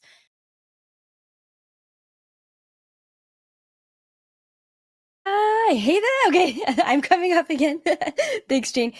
So what I say that she went public. I didn't make this really clear. So she started her own podcast, and it was mainly female focused. I do think she might have had a couple men on there, but it was feminine focused. And she had many interviews like with female guests. So she didn't initially like out John or that there was a problem. But then she did. So on her own podcast, which she already had a few interviews on, she had an expose, and that's where she put out a lot of these first accusations that we are talking about. Let me just check questions really quick if there's anything. No, I think we're good. Okay, back to the video. And so I think, John was just kind of like battening down the hatches kind of a thing, and he knew to just right. And I was saying that she started her podcast, but then she started to make allegations. Yeah. Right. Yeah. And that was really surprising, because when I did find out initially some of the earlier what the argument was about, including from her and John, it was work related stuff. There hadn't been any sexual abuse stuff. So when that came out, that seemed out of nowhere. And because of that, because I knew that that was an add-on, I didn't believe it, I think, or, from the outset. Like, and this is maybe where we can kind of talk about, this whole idea, where we're talking, believing victims, believing accusers, because this is a huge problem in our society right now, where men just have so much of the benefit of the doubt that even they're almost like immune. And I hate seeing this phrase, and it so much it applies to the court system. I don't think it's applicable to like the regular lay person, but it's this whole like innocent until proven guilty, right? Like, no, people can do awful things and, evil things and hurt other people, and they're guilty before they're found guilty in a court of law. Like, they've been guilty all along. It's not the court's decision that decides whether something actually happened or not. I just think there's this overreaction, this I guess like a misplaced concern over reputations of potentially innocent men, that abusers get the benefit of, whereas the victims, like, this puts them in a place of, if the abuser is innocent until proven guilty, then victims, like, on the flip side, they're liars. They're guilty until proven innocent, until proven right. And that's a huge problem. Did you want to comment on that, Megan? Yeah, this is just it's a really hard space for me personally, because I've been on, on the opposite side of being an accuser of someone multiple times in my life. And so, of course, as a victim, I want to believe all victims. On the other hand, I've seen situations like this happen as well. And so, and I've seen the reputations of good people, not just men, but good people, really be hurt and ruined from spurious accusations.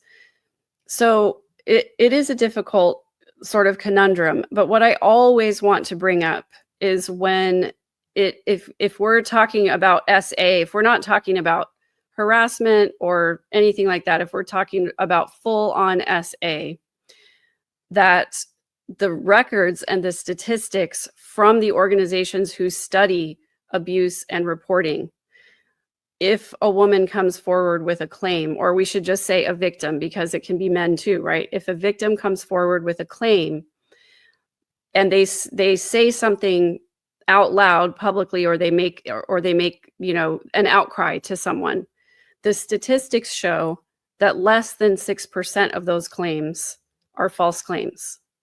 And if somebody reports it to law enforcement, that number drops down to 3%. So while I know that there is a contingent of people who continue to talk about false reporting and victims, not believing all victims, and there are situations where false allegations are made, as was the case in this situation, I believe. We do need to believe victims, because it's most of the time, 94% of the time, those allegations turn out to be true allegations. We also should talk about the fact that the reason for a lot of people not coming forward and reporting things is because of this stigma against people speaking up and saying something, and behind the false allegations. So I want to make room to honor all of the different situations that are here. Okay. I just wanted to bring up a comment from Garrick. He says he disagrees with me. I don't think we actually disagree, but I think you're providing a good clarifying point.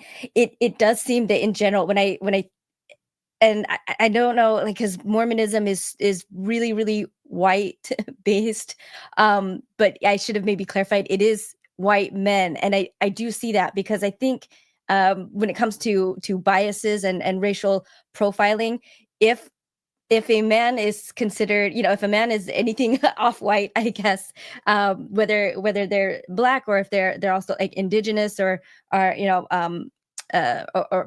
Hispanic, and especially if the victim is a white woman, it seems like white will be believed first, even if it's a woman, before a person of color, even if it's a man, and I'm just speaking generally, and I do think that's what I am seeing, and I do think statistics bear that out. And just, in fact, in general, when it comes to racism, especially early on, the idea of a Black man with a white woman is something that really just got white men specifically, extremely worked up. And if you watch even on Mormon Stories, the series that we did on Second Class Saints, which is all about Black racism in the church, that was a predominant thing. That's always why they've been against interracial marriage, and that was also why they really fought having men, inviting Black people to BYU.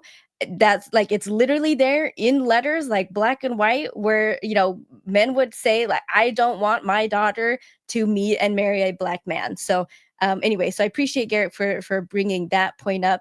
It is, generally speaking, if it's a white man, if he's got any cachet with the community, and just as a business owner, as a church member, or politician, whatever his career is in general, podcaster. yeah, he's going to have the benefit of the doubt.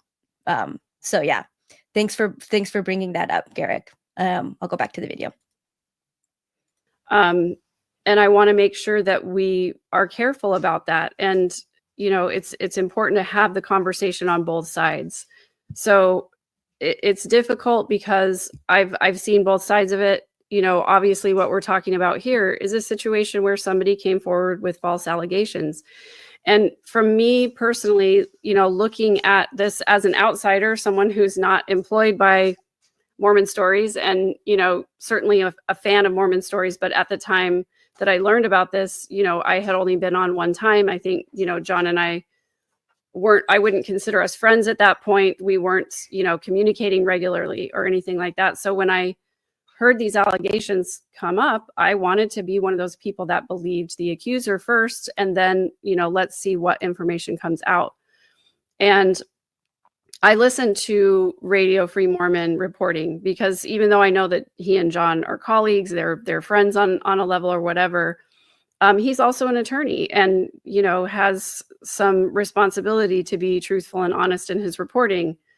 And so I was, as I listened to all of the different reports that came out, and, some of the recordings that were made, and read the court documents, it seemed really apparent to me that I think Jen was genuinely wounded by their interaction. But by her own traumas, and right, what she brought to the Yeah. relationship, right, to the working relationship, she brought in some of her own past experiences as well. So I think she was genuinely hurt by what happened.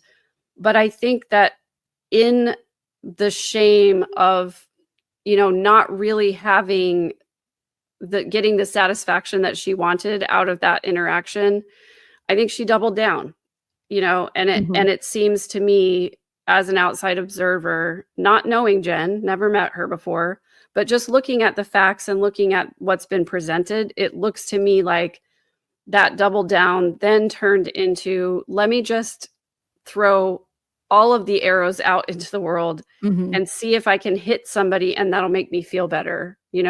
If I can at least make one arrow land, then I can reclaim some of that shameful feeling that I have of not feeling validated, not feeling seen and heard. And I really think that's all this is. I think this is an effort on Jen's part to be seen and heard. Unfortunately, the message that she's trying to get heard is not a true message. And it's harmful, ultimately. It's harmful to other people, yeah. I do think there was also an element of attempting to get some personal gain from it. I think because of John's reputation, there was an ask for a huge unreasonable settlement amount that would have been pretty or something cushy. How much was it, Gene?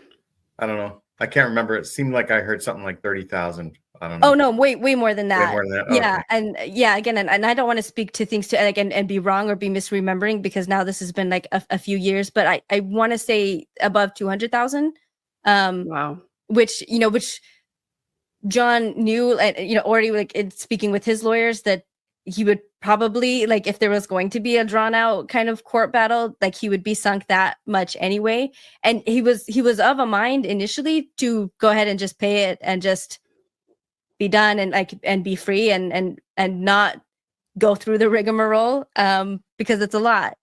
And and I was disappointed to hear that, when he was saying that that's what he was thinking of doing and wanting, because I wanted him to stand up for himself and not let that happen, not kind of create this path that there's an easy way to get money out of John DeLynn, by writing the coattails of other like previous spurious allegations. And I think other friends of his too. I can't say specifically who I know. I suspect strongly a few probably said the same thing I did. We were all kind of like, we're wanting John to fight for himself.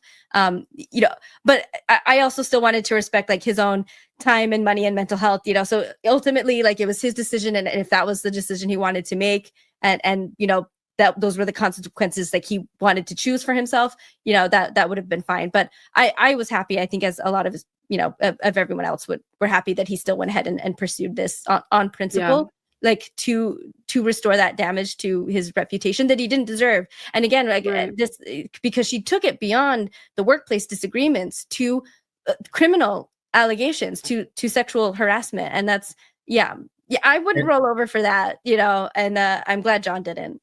And if I can jump in and talk about where I was actually at that time, I had already been interviewed by Steve Pinecker. We did a show on my first Mormon History Association attendance and my first Sunstone. And so I was sort of starting to get in the maybe become a podcaster or something. And I had contacted Jen, and I had been a fan of Jen. I appreciated what she had brought to the show, a female voice. John is a man, and he dominates the scene. And I was happy to hear Jen come on and co-host and do some things, as well as Kara and as well as Margie and others that had come on, right? And so when she started her podcast, she approached me for coming on her show, just as somebody who had been in contact with her, who had already been a guest on somebody else's podcast. And I don't remember if there was a plan of what we were going to talk about or anything, but I think she kind of wanted my wife on as well. She kind of wanted a woman's voice to be on her show. She didn't just want me. And my wife is pretty shy when it comes to things like that. And so we had to forestall that. And I'm pretty glad that happened. But I still was rooting for Jen, right? I didn't know that the potential allegations, the potential things that were going to happen at the time. I still thought she had, a voice, right? She still was going to bring something to the table, right? Something extra. I think a lot of us were rooting for her. I mean, I was too initially. And again, before like the other more serious allegations came out. And honestly, I think that if she hadn't kind of gone out in flames like she did, she could have gotten a lot of support, like continued support and mentorship, from John for her podcast. And so it just I kind of feel like she ruined an opportunity to try to get something better. But like to me, like to your points, if we go back to the beginning again, where and most people don't ever actually get the chance to see like all of the documentation and interviews and stuff, this is really like interesting and unique case. But to start off at the beginning, I guess to apply it to other situations that any of us or our audience might face in their lives, I think there's nothing to be lost by believing the victim or accuser first, right? Yeah. And like I said, I did, especially because of like John's text, like it did seem like he's the aggressor. He's the one in the wrong here. And Jen is the one who has been wrong. And that's where I was at the beginning until I got more information. I was on like Jen is the aggrieved. And I hope that they work this out. And I think for sure John understood that. And if there's ever a man in our audience that is facing something like this, where you are having false allegations against you, I highly recommend that you do and act as John did. First of all, like, he kept his mouth shut. Like, he didn't say anything. And I know that was really frustrating to people. And initially that caused a lot of people to believe her even more, which again, like, is fine. There's nothing wrong with that. There was not anything wrong with people who took Jen's side first. I want to make that very clear.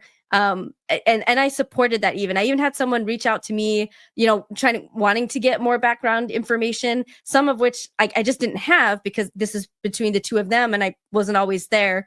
So even when she started with these allegations, I didn't believe them, but it was always in my mind. Like, it's possible things happened that she just never told me and I didn't know about, and I wasn't there and I didn't see it. Like, and now she's ready to talk about it because she's not employed there anymore. That was always a possibility. So, I had that opening, right? But anyway, when we see like these other kind of like serial abusers, Tim Ballard, Bill Cosby, Trump, even like these guys, Joseph Smith, like, if we go back to the beginning of Mormonism, when they had women coming out and accusing him, like, they all had the same MO, which was to tear them down, destroy their reputation. They're sluts, they're liars, they're just trying to bring a good man down, they're jealous, hysterical women, or they're being paid off by other people, right? Because women can't have their own voices. Like, there's a lot of people that'll be like, they're part of somebody else's, either political plan to take someone down, right? Or for Tim Ballard, it's the pedophiles. It's all the pedophiles are trying to bring me down. So if you believe anyone has a legitimate accusation against me, like, that's how I'm grouping you. That's their MO, right? And John did not do that, and you should not do that, in this situation, if you're ever on the receiving end of it, like John was. And you should understand, and I think not resent people who might believe your victim first. Don't take it personally, right? Because, like Megan pointed out, like, statistically, chances are they're right. And you might think, like, but I'm a good person, people should know I'm a good person. But see, but predators know how to act like a good person to everyone else around them that they're not abusing too. So it's not Right. a matter of like people not knowing you well enough that they should know, right? It's just we just can't know these things, and so yeah. And I think also, on this side of things, I feel like the audience, the community in general, did this. Even people who were initially believing Jen, a lot, again, still had this space for, like, I'm waiting for information. Like, I'm willing to change depending on what comes out. Right now, we've only got one side, so that's what I'm on. And if she's right, then shame on John. All of this stuff, but they didn't. Like, I think most people didn't go like full on like attack mode. He did do it. He absolutely, he is a predator. Like, I believe Jen, and so, like, I'm gonna join this like rampage, without any evidence for me, like, to back up any of this, right? You don't have to take it that far, right? Yeah. And again, I feel like the community overall did that. They were like, all right, we know Jen, John has this reputation. We believe Jen. We'll wait and see what happens. Yeah. All right. And hold John accountable, like, as things come out. And and that was smart. So I didn't resent. Again, I had a friend contact me directly, and she was great too, because I did initially, I was just like, I don't think that any of these sexual allegations happen. And I had said, like, I never saw it, right? And she's the one that pointed out, like, yeah, but that doesn't mean like it's not possible or didn't happen. So because she pointed that out to me, I made sure to be more careful in my speech to not say something like, John never did it, because in front of me. Yeah. Anyway, and so I did appreciate that, but I couldn't give her more information, like, to her satisfaction. So she said, like, okay, like, I'm going to believe Jen. I didn't, and I said I didn't, but I supported her in that. I said, I think that's the right decision with the information you have, and I support you. I think that's moral. I think you are doing the right thing. So, I think a lot of people maybe haven't thought of things that way. It just tends to go really black and white and like pick sides. Right. And that's the thing that I always find problematic about these situations is that we want things to be black and white. We want it to be easy, right? Yeah. We don't want there to be this gray, nuanced area that we maybe don't understand. That feels really unsafe. It feels a lot safer to us to be able to say the woman's right, the man is wrong, and to vilify that man, or the reverse, right? Yeah. Depending on what the circumstances are. But as somebody who has been the victim of reputation destruction, and who has had very close people to me be the victims of reputation destruction, it can be really a really scary, difficult place to be. But I think that, what you're saying is so true. When somebody comes out with some kind of an allegation against you, if you personally are the target of that the silence in the beginning, I think is really wise. Let the story play out how it's going to play out, and also know that people's opinion of you don't really have much to do with who you actually are.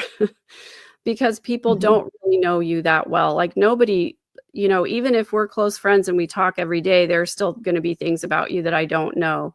And my opinion of you is going to be based on the experiences that I've had with you, but also mostly the experiences I've had with other people in my past and my way of relating to myself as well. I think it was, now his name just went right out of my head. And he's a dude that I talk about all the time, Carl Jung, who says that we can learn a lot about ourselves by paying attention to what annoys us about other people. The traits that we find annoying in other people are the things we don't like about ourselves. And so, when people accuse us of doing things, or they misunderstand us, or they misinterpret things that we're saying, it doesn't really have a lot to do with us.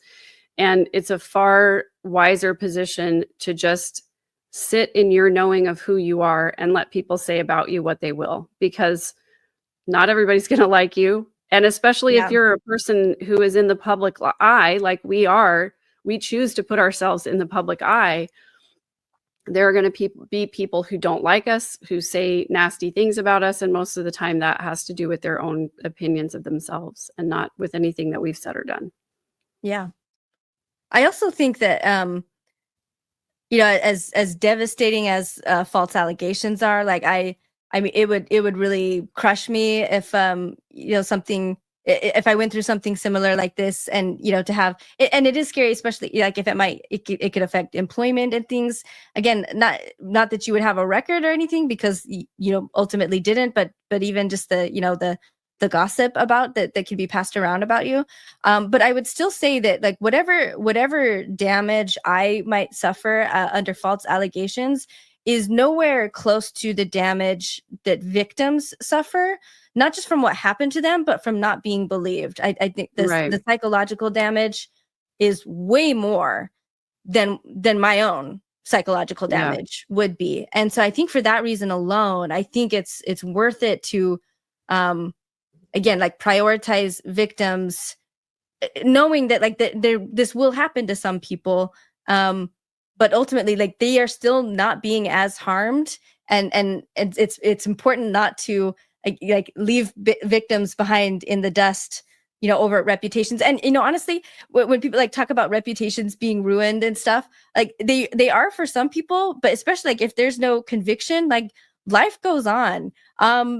Trump is president. Tim Ballard, like, I might end up on his cabinet or something. Honestly, at this point, like a lot of these people, even like the worst serial abusers, still live like very successful lives, and sometimes that's actually really sad and really frustrating that and even like personally, like maybe a doctor like does get a conviction and serves jail time, but then they come out and they keep practicing that.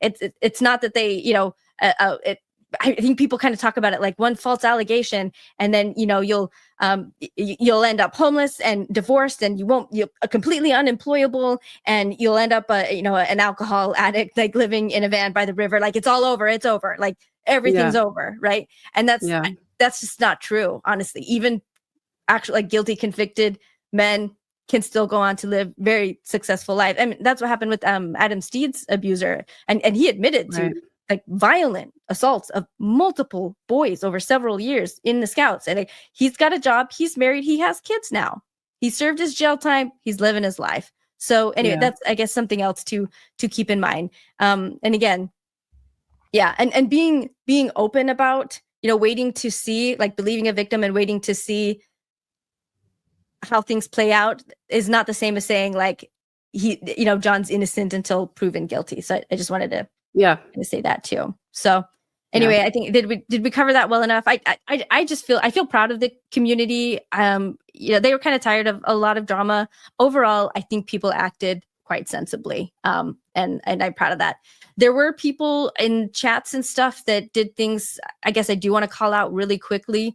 You know, Jen had mentioned publicly about, you know, past child abuse in her life, and I do think that really affects how she is and how she behaves. Even if you want to believe there's, you know, a lot of armchair diagnosis of, you know, dark triad, you know, traits, narcissism, you know, all these kinds of things, you know, which may or may not be the case. But like, even if it is, you know, childhood trauma can be the cause for that. And so there's still, I think, some empathy that can be had for Jen, even knowing what we know, you know, where there's a lot of lying and manipulation, you know, and just a lot of bad behavior.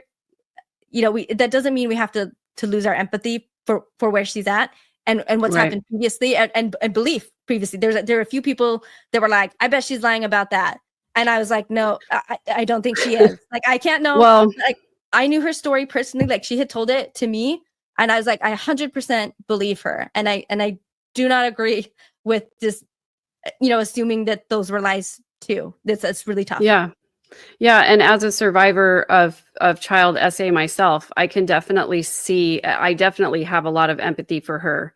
And I can definitely see sort of the echoes of some of those unhealed wounds coming out in this type of behavior, you know, and it's one of those things where we, you know, if we don't do an extensive amount of work to heal those really deep wounds, they are going to come out sideways at some point. They are going to affect your relationships. They are going to affect the way that you relate to other people and your ability to accept criticism, to accept feedback, you know, your ability to just have regular conversations with people. You know, we can't go through life expecting that there's never going to be a conflict between us and someone else. Right. And when we do have those interpersonal conflicts, that's where a lot of those unhealed wounds come up and present themselves in difficult conversations that may push some of those buttons.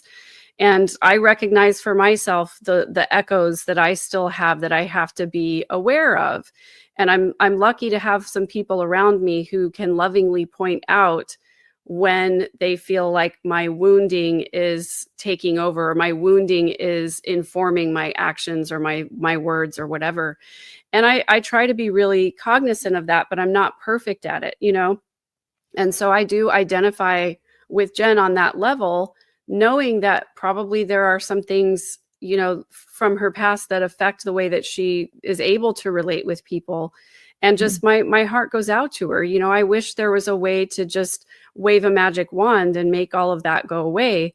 But unfortunately, it just requires the individual person to do a lot of work. And it's not fair. You know, none of us asked to have those things happen to us. And none of us asked for the fallout that happens because of it.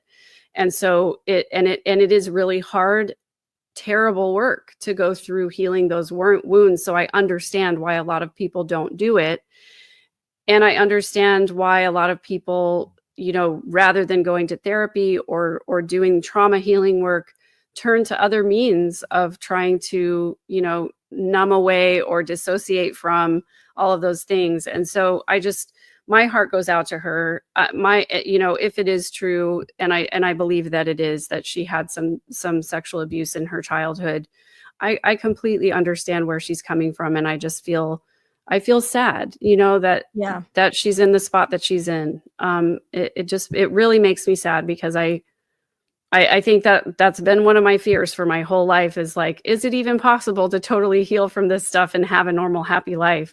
I can attest that it is. And it always makes me sad when I see someone else suffering. So, Yeah. And it does happen.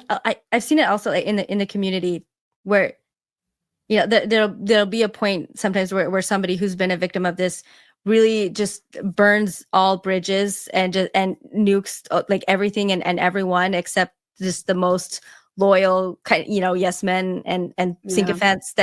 That's happened in the community, as well as also with high profile cases like the McKenna Denson and Joseph Bishop case.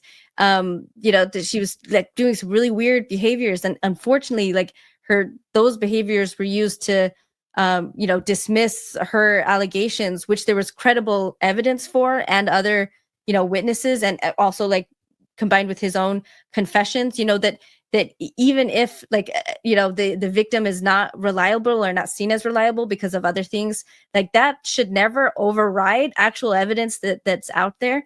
And frankly, a lot of predators know this about victims, and will they're vulnerable to further like abuse and manipulation, because abusers know, right. that they can go after these women. They're easier to manipulate and sweet talk, and then they're less likely to be believed. So even if Jen were to have allegations against someone else later in life, I would not automatically dismiss that, because just because this didn't happen doesn't mean that someone else, can't do something to her in the future. And I hope that doesn't happen. If it did, it would be unfortunate that, that her actions with this would really greatly undermine her ability to get justice, if something like that were to happen elsewhere in the future. So, yeah.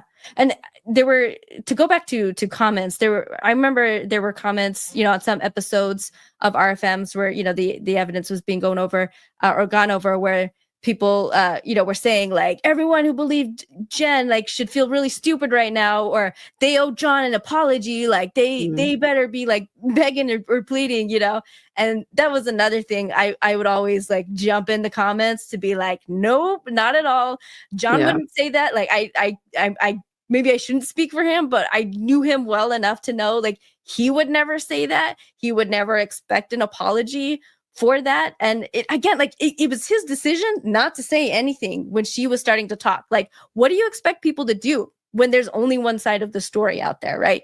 John would not resent or expect an apology from anybody for believing Jen first. And anyway, I just thought that was a terrible attitude and idea. Like, it shouldn't be on us to pick who's right first without any evidence.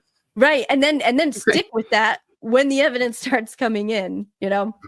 Yeah. And I want to know, Jean and Megan, maybe one other thing we can talk about is double standards for men and women, because as much as I get called like this, a man hating feminist, right? I get called that all the time. During this, though, when I would jump into comments to defend John, I got the opposite. I'm being a gender traitor. I'm not a real feminist. I'm upholding the patriarchy. I'm supporting the man. There was all of this stuff going on too, and there were a lot of people who were, characterizing this as like this terror campaign against Jen, that John was dragging her through the public eye, and I think that was so frustrating to me because Jen set the stage. She set the stage publicly. She brought it out. She made the first videos. She made this a community and public thing. It could have been private. It was her decision not to. So like you said, like we put ourselves out here. So like when these things happen, like by nature, like we know it's going to be public information and under public scrutiny. And I also felt that, besides that, so I felt like that was unfair, because really Jen was dragging John through the mud but they weren't able to see that, or they didn't want to see that. They just wanted to see it, through this particular, gender lens, I guess. Yeah. And then also the other thing was just the fact that RFM was reporting and covering this. Just accusations of dragging a woman through the mud, and RFM also supporting the men, supporting the patriarchy, and just lack of privacy, like violating her privacy, and all of these things. And I just felt that if things were switched, that's these videos were coming out, right, and John was there ranting and raving, and whatever, or like she had texts or emails showing like, yes, he asked for XYZ sexual favors or whatever, or witnesses said, yeah, he did these things, or I saw him like massaging her, or something inappropriate. If this was like, there was video of evidence for that, and that came up in the trial, nobody would be saying, oh, Jen, you're dragging John through the mud, you're violating his privacy, like they would be happy. They would be just like, look, she's like redeemed, like she's justified, like it's proof, like she's vindicated, right? And so that was another thing where I felt like this is where there's a double standard. Again, there's always a double standard. Most of the time it benefits men, but this is one where it was flipped to me unjustly. And for me, like being a feminist means equality. And so, and that's what I got into arguments with people about, like people's innocence or guilt, like should not be based on what gender they are to begin with. Like, yes, most of the time perpetrators are men. Yes, most of the time, the victims are women and children. But that doesn't mean you just apply that automatically across the board. Again, especially when you've got evidence to the contrary. That's not like not being feminist to see this evidence. Do either of you have thoughts on that, like on the double standard, or if you saw those kinds of comments? Well, to me, it's just more proof that you can't win, right? You're never going to be able to please everybody, not ever. And so it doesn't matter what side of a controversial issue you take, you're going to get criticism from people about it. And so you might as well live true to your values and talk about the things that are important to you, and stay quiet when you don't have all the information, and all of those things. It just, to me, it's so hard to be in a space, sharing your opinions publicly, sharing your vulnerabilities publicly, right? And then to add insult to injury, to have people be critical of that. When I very first started talking publicly about my child sexual abuse, I literally got people in my comments all the time calling me a nutcase and saying that I was never trafficked, and saying this never happened to you. And it was like, there used to be a time, maybe, and maybe I'm wrong about this, where we could all at least agree that abusing children was wrong, right? That we could all get on board and say, that was wrong. That never should have happened to you. But it seems like we're not even in that place anymore, where me as a survivor can come and talk about my own experiences publicly, and have people try to shame me for that and try to tear me down for that, and so nothing is safe and nothing is off limits. And I think that the internet is a place where people who don't really have a voice in their real life can have a voice on the internet if they speak loud enough, if they troll hard enough. And I think there is a huge growing contingent of people that come online specifically for the purpose of feeling more powerful than they are in their real life, because there's a certain amount of anonymity to it. Mm-hmm. And I have felt this way too about, like, when we get in our cars and we go out on the street, that people are a lot more aggressive. They're a lot more willing to like honk their horn, yell at you, flip you the bird, because they're in their safe little car space. They're anonymous. They're never going to see you again. They don't have to deal with the repercussions of them venting out towards you. And I think the internet is very much the same way. And so, whenever people come onto my show with troll-like comments, which is not very often, honestly, I have a really nice, respectful channel right now with a good little community of people who are very supportive. But every once in a while, I do get those, negative feedback comments that seem to be just based on someone's anger and not really on what I said. So I just say, thank you so much for watching, and thank you so much for commenting, because your engagement helps boost the algorithm. More people are going to see my content now. And it truly doesn't faze me, because I know that it's not about me.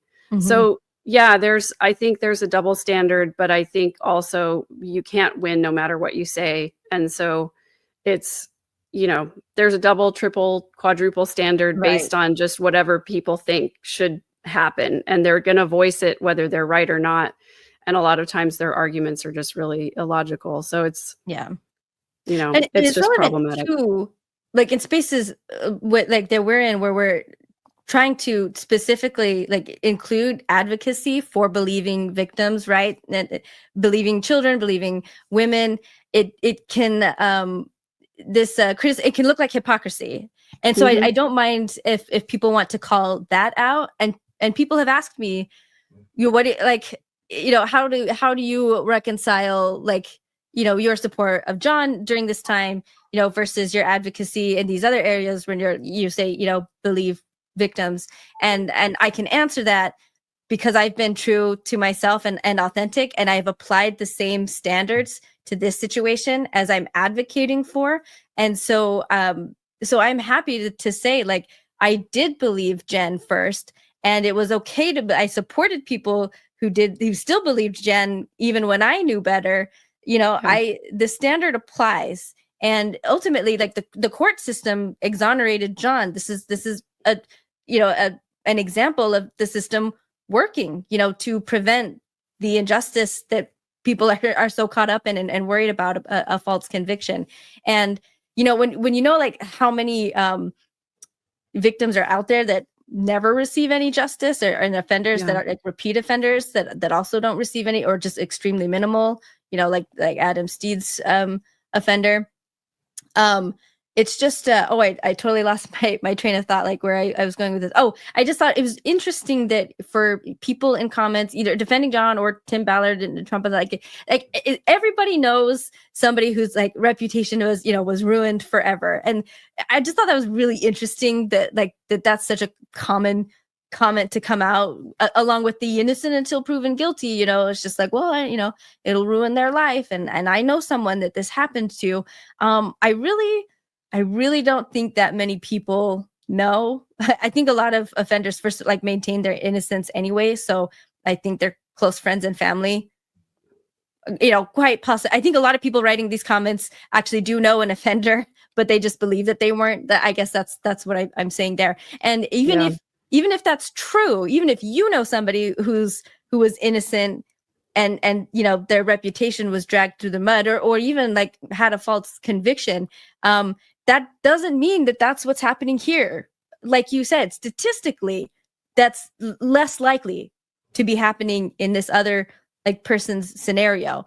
And so it's, again, the best, I think, most ethical, moral response is not to do that, is not to diminish. And John wouldn't do that too. I want to say really huge kudos to John, because he could, especially after having gone through this twice over, I think other men, lesser men than him in the same scenario, would just look at every accusation that way. Every time any woman anywhere, this happened to me, I was falsely accused, they're lying, women are liars, all of them, just most of them. I'm applying my situation to everyone else. And John does not do that, and never has done that.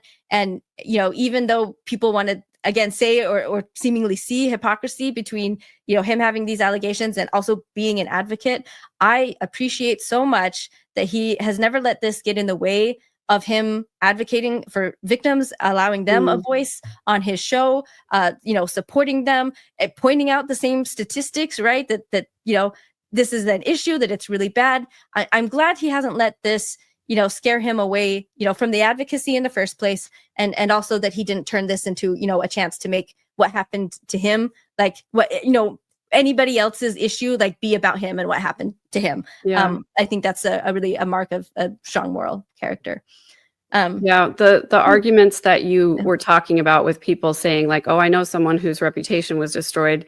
It sort of reminds me of people who come out, and whenever I talk about Joseph Smith's polygamy, who come out and say that, "Oh, it was normal for teenagers to get married back in the day." You know, it was normal. Like Right. I even had a couple people comment and say, my grandmother was married when she was 15 and my grandfather was 16, so it happened all the time back then, you know. Right. And so it's like, well, no, that doesn't prove your point. Actually, what it says is that there was one case that you know of, right? But it wasn't Yeah. statistically normal. So yeah, let's And it still treat doesn't make each it of okay. these. Exactly, still doesn't make it okay. But Yeah. let's treat each of these situations with care and with the same idea in mind, that we're not going to jump to conclusions. We're going to believe the person who's making an accusation because we want to believe all victims. We want to support all victims. And I can attest to the amount of re-traumatization that I went through over not being believed, and still do go through sometimes over not being believed. There are still people out there who believe that I was lying about my situation, but it's mostly people who are guilty in some way of their own things. So Yeah. just setting that aside, can we just, the next time that we hear someone accuse another person of harming them, let's believe that person. Let's believe in their experience. And then let's see what other information comes forward. Let's listen to Yeah. their stories. Let's hear what they have to say.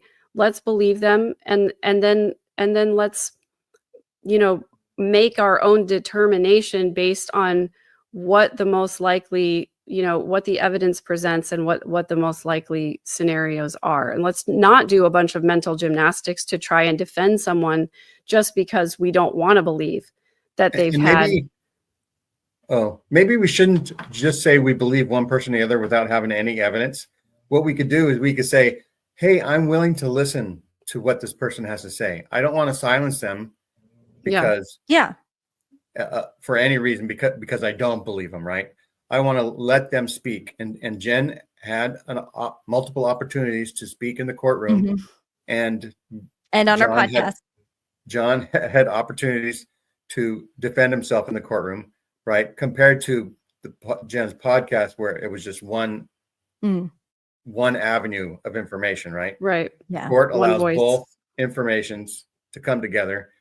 And so I, wouldn't say that I believe John or I believe Jen in the beginning. I was hopeful that it wasn't too bad or anything. And I waited for information to come out. And I'm grateful for Radio Free Mormon for being able to get the information. And a lot of times he just presented what anybody would hear in a courtroom. Yeah. Yeah. Or Yep. what anybody Without would commentary. observe without Yeah. I commentary. appreciated that too. And that was very meaningful to my wife and I. We would go on walks and we would listen to these things and we'd say, now we have more information. Now we can start to formulate. I wonder what happens, right? And all along, I kept on thinking it was beginning to look worse and worse for Jen. And I was just like, wow, even if there was something that she experienced that she didn't have evidence for, it just seems like she's going after things she doesn't have evidence for. And I just wish that it could be settled if she could just back up now. But I know the brain is an amazing thing. And I'm not saying Jen did this in particular.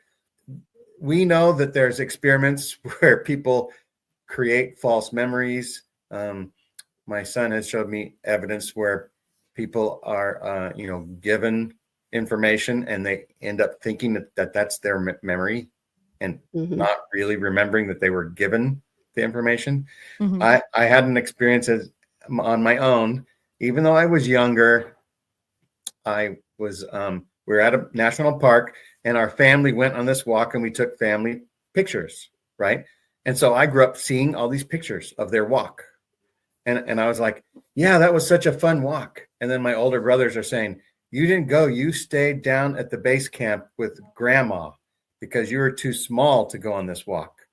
And it's like, oh, if I do the math, yeah, I might have been 4 or 5, yeah, I wouldn't have made the walk. I created my own memory because I had seen some information about the walk, but all I could remember was those either pictures or movies that we had. And so, yeah, okay, I agree now. I did not go on the walk. Once I was presented with information, I could actually think that is the most likely reality. And I hope that that's what can end up in this case as well. Yeah. That's a good point, because I did have someone contact me during this and just kind of wonder, because they also, had a relationship with Jen, and they were just like, how could, like, I'm struggling to see how she can be lying about these things. And yeah, so they were trying to get from me, and like what was in her mind, and I obviously couldn't answer to that, but I think I explained something similar, that like we really can kind of convince ourselves of these things and genuinely not feel like we're lying. So like, well, I do think she was malicious and she had a lot of intent behind things. I do think she ultimately has bought her own story. Okay, unmuting first to come back in. I just wanted to share real quick, because I have a recent experience after the recording of this that happened to me. So I just want to like bolster what Jean was saying here. And it's so funny because it was for Mormon Stories, and I was modding it. And I had written something. I was very tired, not to excuse, but to provide context. But I felt like I was engaged. So you know how they say like tired driving is just as bad as drunk driving, or you have like just as low of reaction times. I always thought that was weird because I was just like, how is that like being drunk? But anyway, statistically it seems that is the case. So maybe modding while tired is similar to modding while drunk. I don't know, I've never done the latter. But anyway, I had typed a comment which it was political and incorrect, and actually not something that I really think, but I'm not going to repeat it here, and I shouldn't have said it in the first place. But it's a kind of situation where, I mean, and it wasn't what I meant to say either. So to use an analogy, it's like saying, all squares are rectangles, which is true, right? But if you flip it and we're to say all rectangles are squares, that's not true, because something can be rectangular and not have equal, length on each sides, right? So I had meant to do the accurate one, all squares are rectangles, but I flipped it and I said all rectangles are squares. So then someone like started arguing with me in the comments, and John even came in and was like, Maven, see the side chat. And so then I was like, okay, I knew it. Like, I'm in trouble. So I'm chatting, in the private chat with John. He was like, hey, don't make statements like that. And I thought, because I forgot what I wrote literally as soon as I wrote it. I had in my mind what I thought I said and what I meant to say versus what I actually did. So when John was saying, I was getting kind of offended in the background, because I thought John didn't see my comment. I thought he was reacting to this person in the audience that was correcting me rightfully, but I saw them as like twisting the words that I said, that as trying to deliberately flip it. And so I'm just like, I don't know why you want to argue with facts, dude. Anyway. And so when John came in and was just like, hey, please don't say things like that. And he even addressed it on air. He didn't call me out, but he did say, and anyway, so then that just kind of made me even more like, why isn't John believing me? Like, I would never say that. I would never write something like that. So I'm typing in the chat like, I didn't say that, John. And I'm also typing it in the live chat. Like, I never said that. And so John said, maybe I should have taken a screenshot, but it's too far up now, because he was live on air and he was talking, whereas I was behind the scenes. So I was like, well, I'll just go, I'll scroll back up and I'll find my own comment, and then I'll be vindicated. And it was literally like 10 minutes time. I scrolled up, saw the comment, like it's right there, the wrong thing. Like I said, it was the instead of the accurate statement, squares are rectangles, I said rectangles are squares.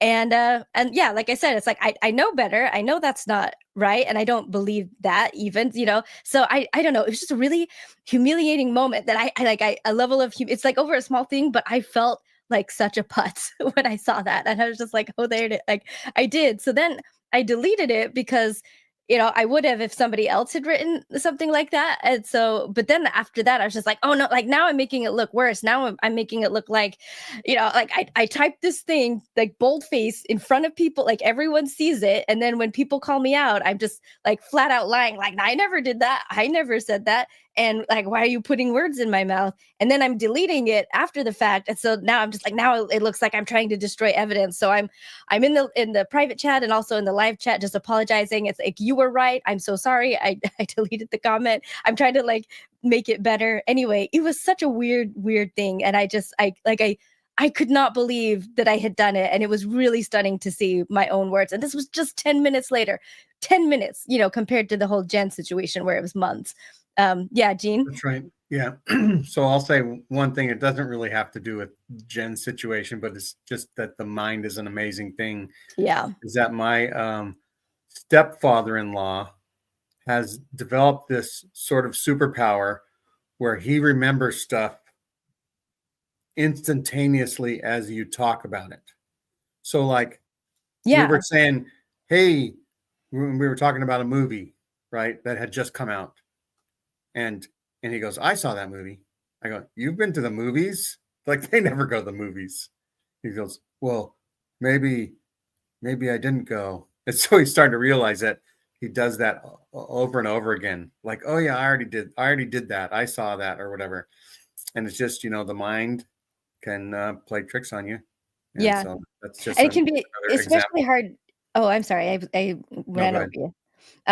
As for some of us, I think especially women in the church, like compared to men, because we're like anytime we're corrected over by a man, like they have the trump card usually. And so, but also if you're in a toxic relationship or toxic environment, where it's not always safer, communication isn't always clear. It's easy to do that. So I recognize that in myself. I had put up Kendall's comment, and like I naturally question myself too much already. And Coach is also agreeing. He's here saying I'm scared to talk sometimes because I don't want to mess up and say something wrong. I definitely feel that and tend to, if someone pushes back on me, I will question myself first, even if it's something I really genuinely know. Like I did a medical study that was going to it was going to be for Narcan, like a new formulation of it. And so they made it really, really clear, like throughout the whole process, like you cannot have like be addicted to opioids or have had any in like recently, if you have any opioid in your system, like you cannot do this study. And they have a medicine that they can give you that if there are opiates in your system will make you violently ill. And so I'm going into this study and I know like I've never been an addict to opiates and I know I don't have any. Certainly recently, any I've ever had have been like prescribed after, a surgery or something. But as there's, person again in authority, they're standing there with their, in their smock and their tag and their clipboard. And they're looking at me like, okay, we're about to give you this medication. If you have any opiates in your system, it will make you sick. So are you sure? Like, this is like your last chance to declare if you have any. And even then, like, I know there's nothing in, I know I'm not going to get sick, but I'm still just like, I'm pretty sure I don't think so.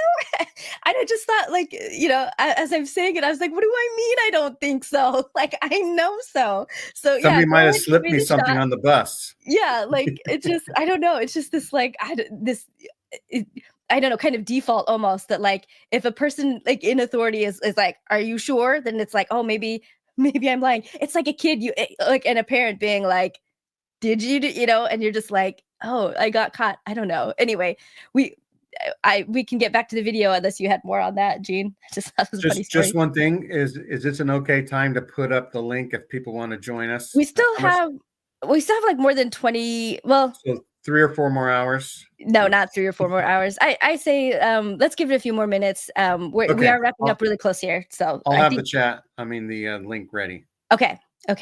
All right, I will go ahead and put it back up. There'll be another break here, and I'll address other questions and comments that I've been starting and saving. But I'll do that once we get back to this.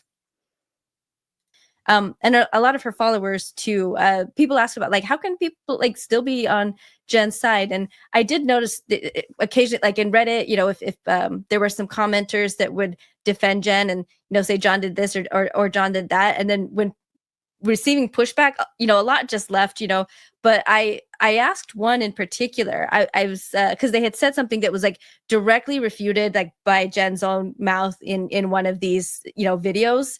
And so I asked, like, hey, did you see that? Have you seen like any of RFM's coverage? And there were at least like 2 people who were staunch supporters of Jen who had not seen any of it. And I thought that was very, very telling.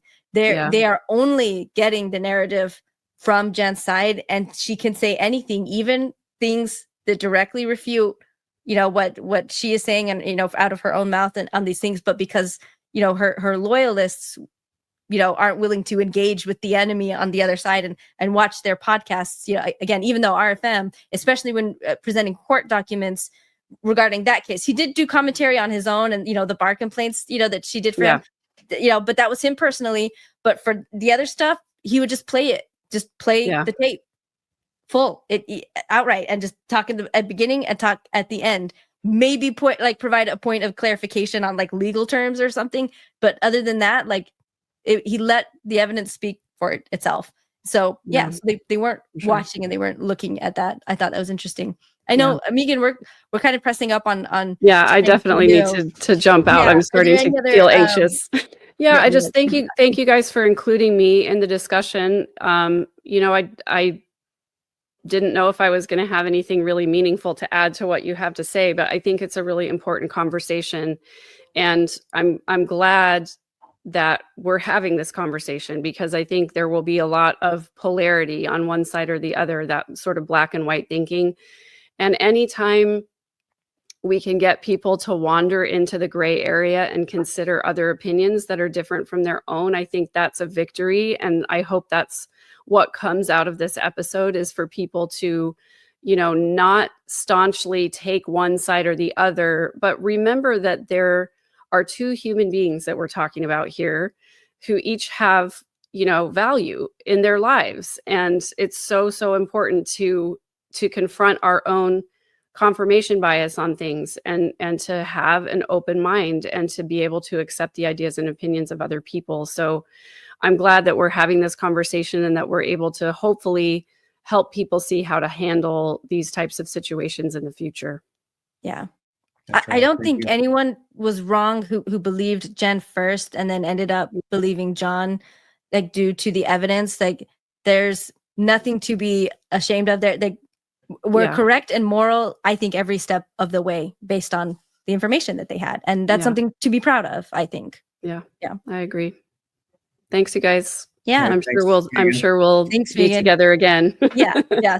I think I was just going to say, we need to allow not to believe in something with no evidence. We can be willing to listen to people and not reject them because we don't think they're correct or whatever, but we should be willing to listen and then be able to judge the information that we receive for all sides. And so that's sort of how I was going to advocate it and address it, instead of saying, I believe this one person over the other or anything like that. We should just be open, to hear their voice. What do they have to say, and what are they presenting?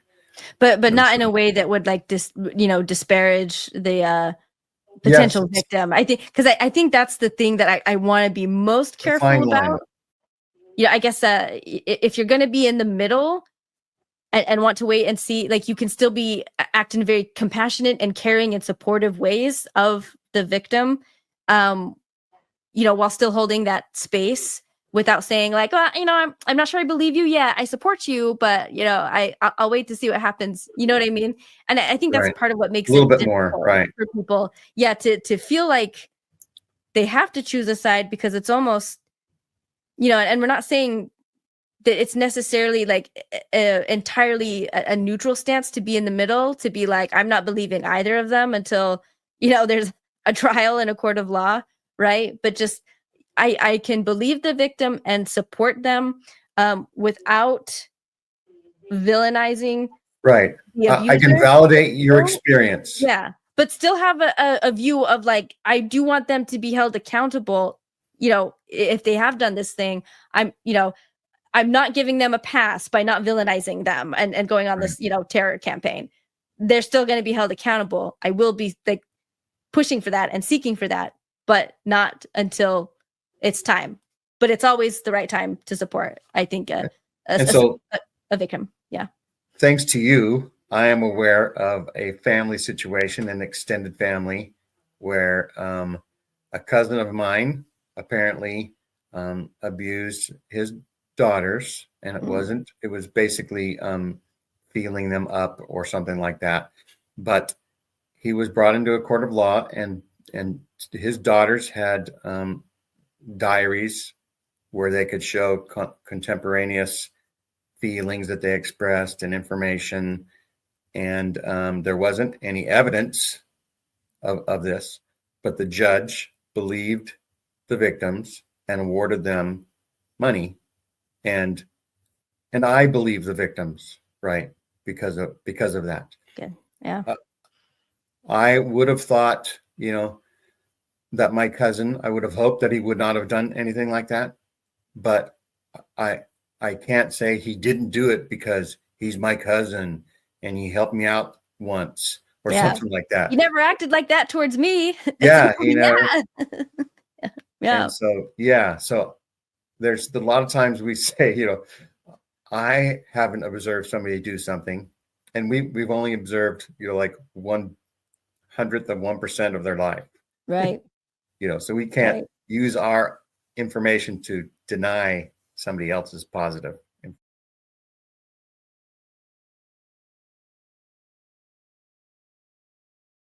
Okay. All right. So that's a pause point.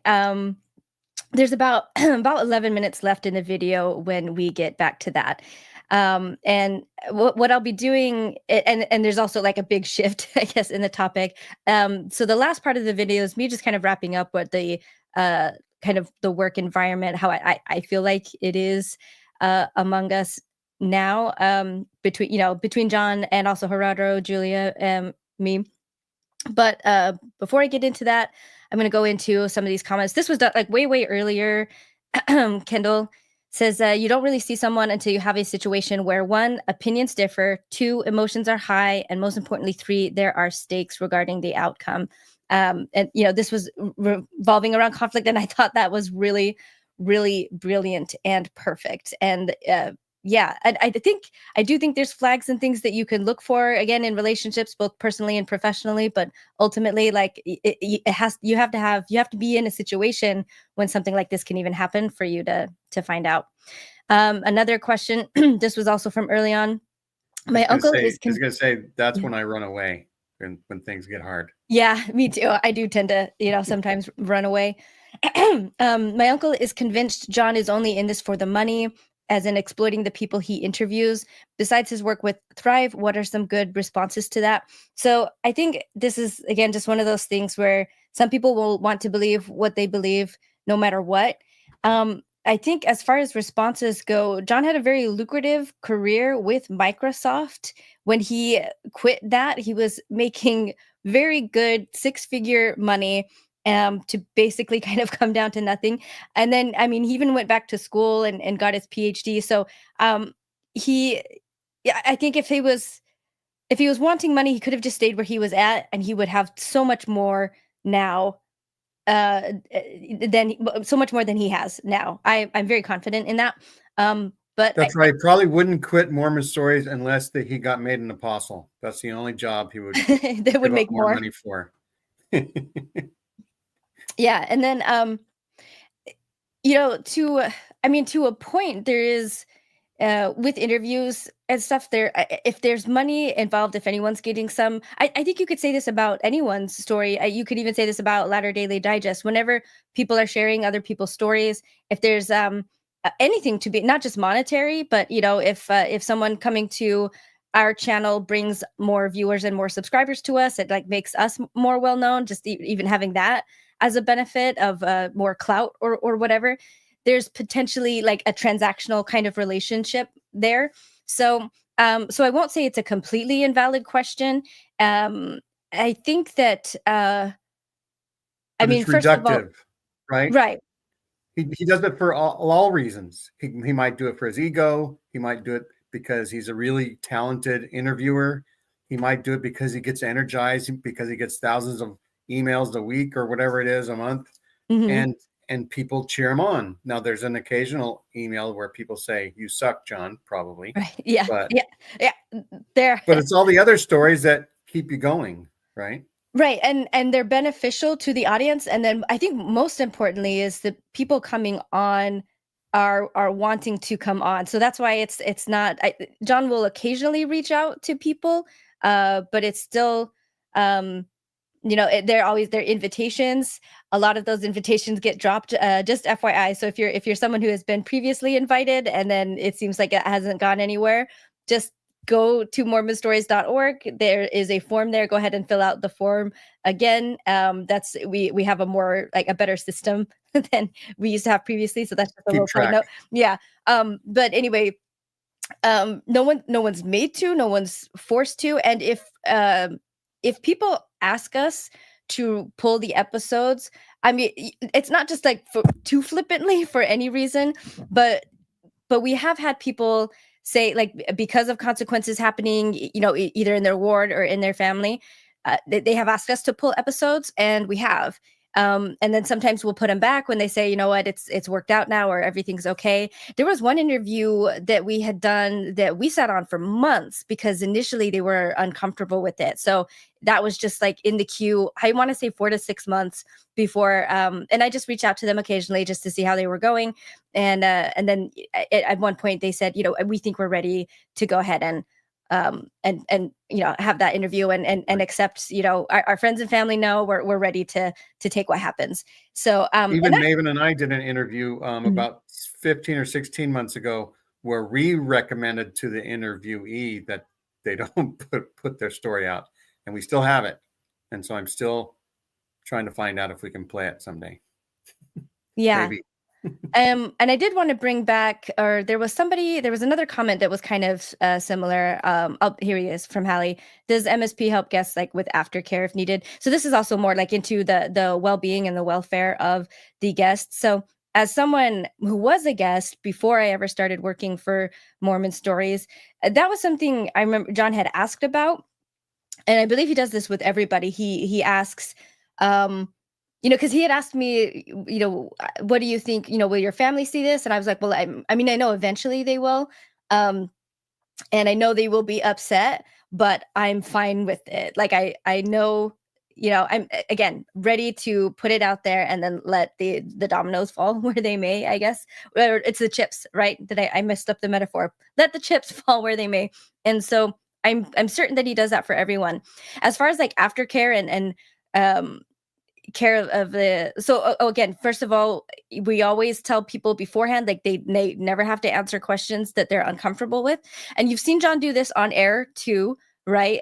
Especially around sexual questions and sexual maturity, purity culture, modesty culture, sexual shaming. That's such a heavy and big part of Mormonism that it's hard, not to talk about that sometimes. And so that is a conversation that happens beforehand, but John will also say it again on air. And again, most of these are recorded. So there's a chance for them to say no, and then for that to be edited out before it ever, does actually make it to air. And also there's always a chance for people after the fact, if they give the interview, if they say, yeah, I'll talk about it, and then turn around and say, actually, I don't want that. And this has happened before where people maybe will have named people and they've called back and be like, can you edit out the names or, bleep out the names of these people? I actually don't want that information out there. And we've done that. Of course, once something has aired, there are limited edits that we can make, but we can do them. And again, ultimately, if there's a very, very compelling reason to pull the episode, we will. I made that sound like there's a really high bar, like very, very compelling. If it has something to do with the person and their family relationships, their employment, their marriage, whatever, that is always a big reason to pull an episode, and we absolutely will. John will message all of us immediately and get it, because there's several platforms that we would have to pull it from, and so we do that, for all of them. As far as aftercare, John does always encourage people because it's a lot, and so a lot of time your first feeling after you're done well, there's like elation because it's like I did it, just this wow. And when people say like they're surprised at how much time passes because it just once it gets going, it feels really quite natural. But yeah, there's this feeling of like elation, like I did it. That's great. It's done. Like woohoo. And then shortly after that, the energy runs out real quick and you're just exhausted. And John knows that. Like he said that to me. I assume he says that to and I've heard him say it to others. I'm just not there all the time to hear every single time. But I think John does every time. And recommends like do some self-care, like do like take a relaxing bubble bath or go on a hike or whatever it is after you come on Mormon Stories and you tell something so emotional. Take time to recharge and relax and just do whatever makes you feel calm and comfortable at home. So John does do that. There's an episode that isn't back up right now, and it's the Adam Paul Steed episode. And if you saw that live, it wasn't live. It was recorded, and it actually had to be recorded on 2 days because Adam, and this is thanks to John's therapy work. Adam is a very traumatized individual. That is very clear. He's been through the ringer. So just quick background for people that don't know. Adam was a kid who blew the lid open in Idaho on one particular serial sexual predator. I think I did mention earlier, actually, in the video. But anyway, he opened the door on that and for like sex abuse cases in Idaho, which also ended up in legislation, I think removing the statute of limitations for children, for abuse cases here. And his whole town basically turned against him. And thankfully his father and mother were on his side. There's so many parents that kind of take the community track and just try to, calm things down. But his father was by him, fought for him. But like by this kid, Adam, this kid version of Adam coming out, I think he was like 14 or something. And he did it because he saw his brother starting to be groomed by the same man. And so that's when he finally like pushed to and he paid dearly. He paid dearly for that. In the community, there was a very wealthy millionaire that put out like big, like full page ads, like accusing the journalists who were reporting on this crime, just accusing them of all kinds of things. The journalist was gay in this little tiny Idaho town. And this was what the 80s or 90s, if I'm remembering correctly, like when all of this happened. And outed him as gay, and it just and that guy got a lot of threats.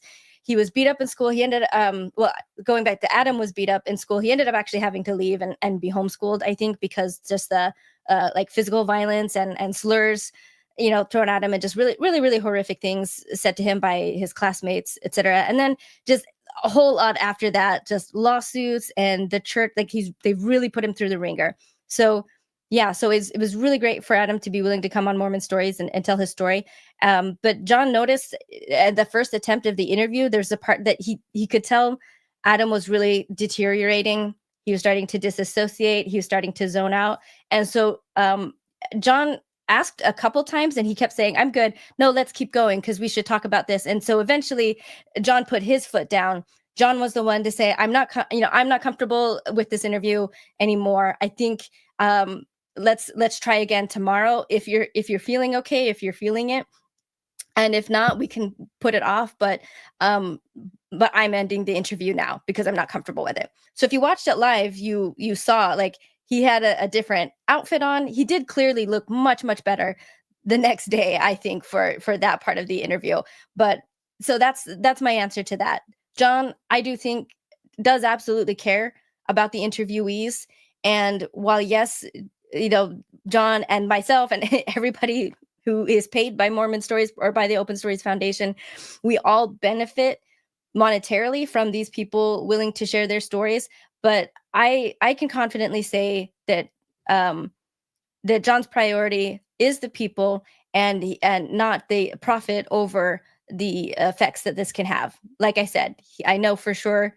Like we have pulled episodes. The Adam Steed one, we actually didn't pull for him. He wasn't the one that asked us to pull it. We had to for legal reasons. We had a cease and desist. So that's why that one is down. But some anyway, other lawyer or somebody like that. That Yeah, yeah. I knows don't the feel law. like we need to go into more, but just You can I find just it. You can find it. yeah, it is available online. Someone else posted it, and they're refusing to take it down, which I am okay with. I think we're all okay with, because we do want the story to be heard. So you'll have to search around for it. I do think Reddit has some links of it posted, but I found it one. is a great interview. So anyway, so that's my evidence, I guess, to answer those questions. Jean, did you want to say anything? I missed. Thanks for putting up comments. I'm not sure. I might be missing some questions though. Yeah, But I'll you can try look. to. We can start the thing, and you can look up and put up questions and then answer them. Well, there's some I want to answer before we go back to Okay. yeah. So let's see. So okay, Remember. I think I mostly answered that. I'll pull them up here. This one is from Garrick. It was pleasant to see Maven take Jen's place. Didn't know of the scandal with John at the time, but saw a lot of her microaggressions and micro domineering in the older pods. Made it like a weird quiet. And I just put that, I thought that was interesting. I haven't gone back to any of these older ones, so that's not something that I ever really saw or noticed. I thought that it was all mostly behind the scenes, but it's interesting that at least for Garrick, that you at least saw some of that tendency, or maybe a ability on screen. I thought that was interesting. And she was Kendall, there for your show. That's right. That's right. She was She co-host co-hosted. for mine. Yeah. And I was saying, I didn't take I'd say I took Jen's place as far as some of the behind the scenes organizational stuff, which again I'm not really a good fit for. So that has passed on to other people now. But Margie, I think that's who's kind of missing from this. Margie is now the main female co-host, and Margie That's is kind of great. a circle the wagons. Yeah, thing. yeah. I mean, she is John's wife, but she, regardless of her relationship as John, is a fantastic co-host. Absolutely deserves to be there. Asks amazing, thoughtful questions, and is a very empathetic person. I did want her to be at my interview, but also felt like, I can't, make demands like that or something. So I was like, I should just be grateful to be here at all. But now, even more so now, I kind of regret that she wasn't the one to be able to be there at mine, for sure. Another question from Kendall: how is bias and fairness treated? Are there any rules or processes in place to minimize blind spots and jumping to conclusions at Mormon stories? And I'm not sure if I fully understand the context of your question, Kendall. So I'll try to see if you type something in now to clarify it. But for one, want to say with guests, and you can see John do this. He'll push back, or he'll provide counter narratives, even if they're not one he believes. It's clear he believes what the person is saying, but that's also part of John's, I think, kind of journalistic mind. And also just, we know what typical responses from Mormons will be a lot of the time about things that we talk about. And so John provides a useful voice to air those, because first of all, that does allow the other side in, although true, filtered by him. And it also, and John has a couple decades of experience yeah, where he's been getting feedback. He gets that feedback. Yeah, for right. Years and right. years and years. Very good predictor of what people will say to us, because they say the same things over and over. And it also gives the chance for the interviewee to answer that specific criticism if John hadn't brought it up, So yeah, so then that criticism could kind of in a way stand if it's just in the comments, like this person never did this or did that or whatever. If John brings it up first by this other side, then they have a chance to basically answer the TBMs in their life by John more or less predicting what they would say. And then as far as maybe with guests, I know John is very, very selective with guests, and some do seem to be too problematic. Again, we've had problematic guests on. I know John tries his best to be, first of all, as fair as he can be, and then also to have guests that aren't too extreme. I guess unless it's deliberately, like Rod Meldrum, that was kind of meant to be to get the full, get the extreme shit stew, I guess, in full and out in the open. So Kendall's adding to his question here. Thank you. I'm more asking, is that principle stated and taught and emphasized? Is it a company value that is highlighted explicitly ever? I don't think so. I think we're mostly on the same page, except except for me, I think I'm probably in this regard, I'm probably the most problematic, especially given the story that I just told. It was something political that I had said. Yeah, and whenever I do, John is the moderator for me, as he was in that chat where he's, That's right. Maven's the weak link yeah, I'm the weak link on Mormon here. Stories and the strong link on Latter Daily Digest. That's kind. But at least politically, I don't, yeah, John is the one that reins me back. I don't think anyone else is even like remotely close to. They keep it back a bit better. So hopefully that's answered. And then And like I um, say, I was thinking that John's experience and probably the way he carries himself is the example for the show. And it's sort of, people have watched, not hundreds of thousands of hours of John DeLynn, but there's probably tens of thousands out there. probably good. Yeah, 4,000. I don't know how much it is. there's a But lot. it's a lot. Yeah, and then just one more comment I had saved from Hallie. She says, cult of Jen," and I think I had never thought of it that way. I think that was put up when I was talking about how people who are still very staunchly Jen supporters, at least two, again, so this is anecdotal evidence. There's only two people that I've been able to ask and get a straight answer from who told me that they did not specifically watch anything from the other people. And I had never made that connection that, yeah, like if they're getting all of their information only from Jen, only from one person, like that is one of the markers of information control, in the bite model, and kind of like how cults operate now. Anyway, so that was just something that I learned. There you go. Yeah, songs also agree. There are a few weird moments with Jen on screen. Sometimes she rang insincere.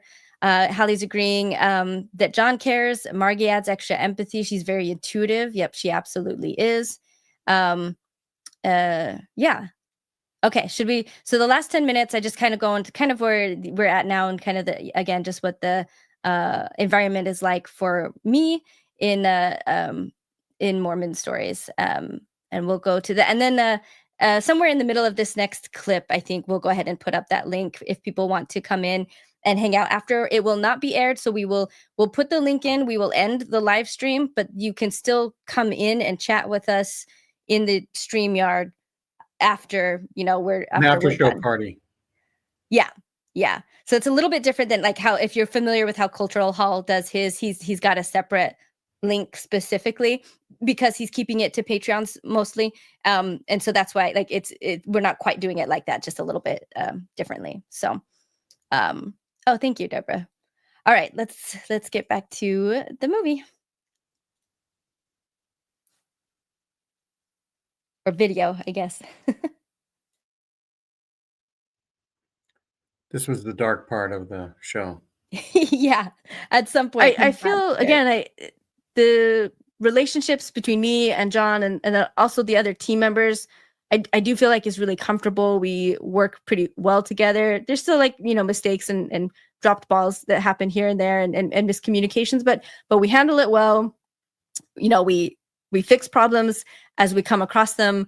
I like to think we support each other and we're there for each other. Getting better. Yeah. It's just a good place. It's a good team. And my work with Mormon Stories has reduced a lot, but I'm still glad to like still be a part of it. And be there, and I want to stay there for as long as John has patience for me, I guess, and the other team members. I appreciate it and I like it, and I'm happy to get to a place with John, because I really there was so much at the beginning anxiety just around my relationship with John, in particular, when these mistakes did happen, big ones, but also even little ones or repeated ones. I did have a lot of angst and anxiety in meetings about feedback and things like that. And I know those caused John anxiety because it's difficult for me not to get emotional sometimes when I'm disappointed in myself, for disappointing other people. Or I'm very sorry about things that are done. I can't. So I just can't help it. And I know probably just seeing like a woman cry to John when he's giving feedback from like a supervisor is probably very triggering to him, but he's able to work through it and push through it. And I'm also able to work through it and push through it. And so, yeah, I feel, so I don't know. It was, my relationship with John was on eggshells a lot in the beginning. Again, not because like he's the kind of person that you have to be on eggshell, but just is really just the circumstances and where we were coming at from things and just everything that was going on at the time. And so I feel like we're finally at a point where, yeah, there's this comfort with each other. Like the eggshells aren't there. And I think that for both John and I, like mutually, we didn't start with like a base level of trust that most people tend to give to other people that you meet. You kind of start without like with assuming like some good assumptions until they do something to reduce that.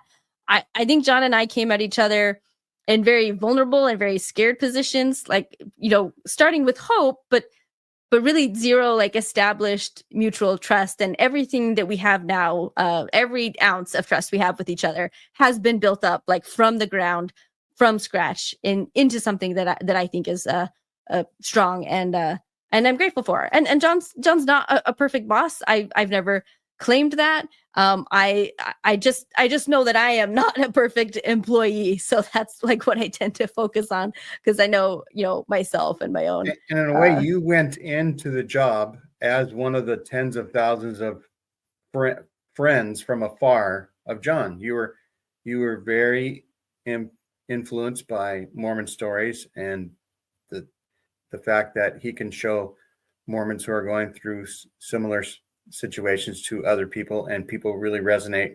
And that's why he's grown and been very popular. And I think he also was a fan of yours. He probably watched Mormonism live and was able to see your contributions there and was a fan. And so you guys both come in wanting to make it work, but still have care. You're still going to take some care and protection and be thoughtful. And so that's what I've noticed, Yeah. And so I think there was potential for us, like maybe to become each other's, worst nightmare or embody like our worst fears about the other person. And I'm just glad that we were able to, kind of work through our own issues, especially because they are like our own traumas were things that could really inflame and amplify each other's. Like it could have just really, really grown. And I'm glad we were able to, make things work out and just stay care enough about ourselves, but also care enough about the other person, like to keep working it through. And that's what I meant actually initially, like my these comments that I showed were my initial inspiration for talking about this. And I was going to show more. I think a lot of people have been criticizing John for his hiring, for his hiring practices, and one of the criticisms is that he often will hire from the ex-Mo community, which is a very broken community. And especially like just when we're just deconstructing, we have a lot of vim and vigor, right, for the work, for the cause, that tends to generally like dissipate over time. But we're also like very broken people coming from very broken systems and just like gaining our footing and learning and trying to undo a lot of that trauma. And so I think maybe like they're valid criticisms for partly why there's just been this kind of emotional instability in relationships, John's professional relationships. And I don't know, it's funny I have mixed feelings when I see people comment like, John needs to hire competent people. He needs to hire people like that actually know what they're doing, rather than just like hiring from the community. And I like, honestly, that's what I am. I am the the incompetent hire from the community that did not have like the charity case. I didn't have the skill set he was looking for. He was like it bringing me on to train it and teach it to me, so like I don't know, it's just, again, like it's a valid criticism and they're like, John should not do that anymore, but at the same time I agree, but I'm also greatly benefiting from John's having done that. I guess I am the beneficiary of I guess maybe his what's the word, maybe like his not wisest choices, and I guess it's like goodwill, where they Yeah. hire people just to Yeah. get a start in their careers. Yeah. Yeah. Honestly, and like you said, kind of like charity case. Honestly, like that's what it is, and I feel like that's what I still am. But I do try. I think John sees that and he appreciates that. He'll let me know. Like he'll give good feedback. He gives me chances after chance after chance, like a lot. And John wasn't born a podcaster with 200,000 subscribers, Right. right? Yeah, he's grown And too. that's one thing that we didn't really talk about is, he probably worked for 5 or 7 years with making enough money to buy a sandwich every week, extra than his expenses and stuff like that. Yeah, As gave up a far as like, lucrative career. yeah, and he had to give up, lucrative career, and then he had to grow his business once he developed followership and stuff. He had ideas. He wanted to start community. He wanted to help people in lots of different ways, and there were lots of volunteers, right? So there was sort of this beginnings of who's willing to help, not who's qualified. Yeah. And while he now is in a position where he can hire and can do some things, he still is interested in hiring, people that value the mission, right? Maybe over skill areas, maybe, and so there's that.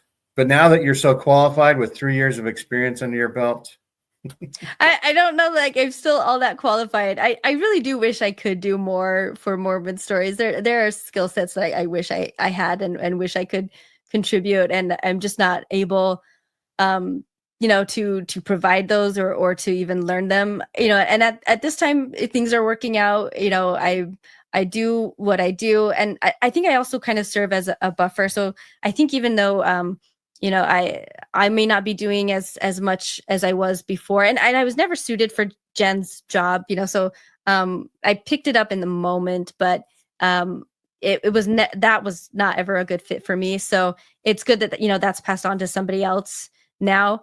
But I know a lot of things. I know how things work. So if other employees or other parts of the system kind of drop or fail, I'm kind of like this extra fail safe that I can step in at a moment's notice or and so when they wanted that yeah. model early on, nobody could do that, and now you almost can fill that role of someone who can step in and do something if somebody's away for a little while. Yeah. So when other employees have vacation time or their own kind of crises, whether it's family stuff or mental health or whatever, it's the work is able to keep going while they're able to still like have good work-life balance and take care of themselves, and and I'm able to do that too, which is important. And so yeah, and I think it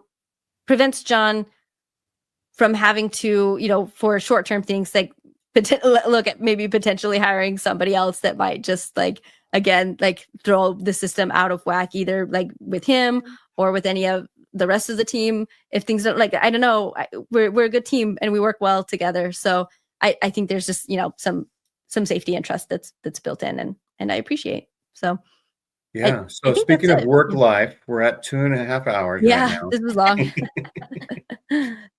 And do you have very much more that you would like to No, present now? I mean, I think I might think of things, but there were a lot of these kinds of things that I've wanted to say, but wasn't able to, just like because things were going on. Like I said, I did defend John in comments occasionally, again, just either about specific things that I had personal knowledge about, and not everybody has to like John. There are a lot of comments where sometimes rumors say, like, even if this didn't happen the way Jen's saying it did, like, I just don't like him. I have a bad feeling about him, or I don't trust him, and I didn't respond to those. I let that sit. It's not my job to to change people's minds about John. And other behind the scenes things would be interesting to people. Doesn't have to be a Mormon Stories episode, right, to get some interesting information out there. Yeah. And so hopefully this forebodes good things to come. And I did try to foretells, I see if suppose. Gerardo would hop on for this and Julia, but they were busy. Yeah. Yeah. And so we would have included them. We didn't exclude anybody. It's just Just how it rolled. we had an idea on a Sunday afternoon, and we thought we'd go roll with it, and hopefully people can enjoy this episode. Thanks, Maven, again for sharing all that you did, and we do want to be respectful for everybody and their situations. We don't want anybody. During wars, there are good and bad soldiers on both sides, right? There are war criminals probably on both sides, and there are good, thoughtful people that are considerate of the enemy, Yeah. And so, yeah. And I think we if want you're to be applying good your and thoughtful. morals, on a standard and equally, you can be confident, and that's how I feel. Yeah. So that I've done. Everybody do the things, like and subscribe, and hopefully we can keep on bringing more and more good content. Everybody have the rest of the 2025 year. Bye-bye. All right. Don't leave just yet. That was the end of what the other one was going to be. Okay. Yeah. I'm not muted. More Good start thing. comments. I remembered. Yeah. So more start comments. There was a whole discussion in here about accepting compliments, Kendall and Hallie and many others, just about how difficult that is. And someone had asked, I think it was Deborah. Let me see. Oh, is my computer not scrolling very well? Oh, here we go. Okay. This was Deborah Harding. Maven, will you push back if people tell you you're adorable and super smart? That's where I started to say, like, I have been vigorously trained by people who love and care about me to just accept a compliment, as hard as it is. And I think for most of us, if we're not a narcissist, compliments can be difficult, especially if they don't match our self-doubts or conflict with our specific self-doubts. But anyway, I'm highlighting that, and then I think I'm going to model it. So that's people are complimenting me a lot, and I was feeling like, yeah, not to put those up, but then I realized, like, this is exactly what we're talking about. So some from John, who's joined the chat, which I super appreciate. He says, I feel very lucky that Maven works for Mormon Stories. Thank you, John. He also said, I'm brilliant. Thank you, John. I want to push back. Here's one for you, Jean, that you can practice. John says, Jean is a good egg. I am a good egg. There you I'm go. soft-boiled. Perfect. Agree with that. And then this was Jean, that John was brilliant to hire Maven. That's very kind of you, Jean. Thank you. Hallie says that you are valuable. I appreciate that. Thank you, Hallie. John again says, I think Maven is absolutely talented and smart enough to host and co-host, I think. And then his other one I already put up, but I didn't start. He says he's just had to simplify over the years because of everything that happens. So yeah. And I did co-host with recently about the Denmark case. So that's something there. And then Kendall again, words describing Maven. I'm just going to read them all at once, and I'll say one thank you to all of them. Brilliant, astute, driven, invested, perceptive, insightful, irascible. I like that one. That's a good one. Logophile? I actually don't know that one. And sedulous, I didn't know either. So I did look that one up. That one is showing a dedication and diligence. So I guess while I'm here, I'll put up the other one because I didn't. Oh, a lover of words. I guess maybe not. That's kind of ironic. That's the most ironic one to not know, I think. Love it though. But thank you for the kind words, everyone. I'll go ahead and see if I can get the link back up. And I wish we could have it. Did you put it in? Oh yeah, just did it again. It's in the chat. So you should People be able to scroll click up. on it.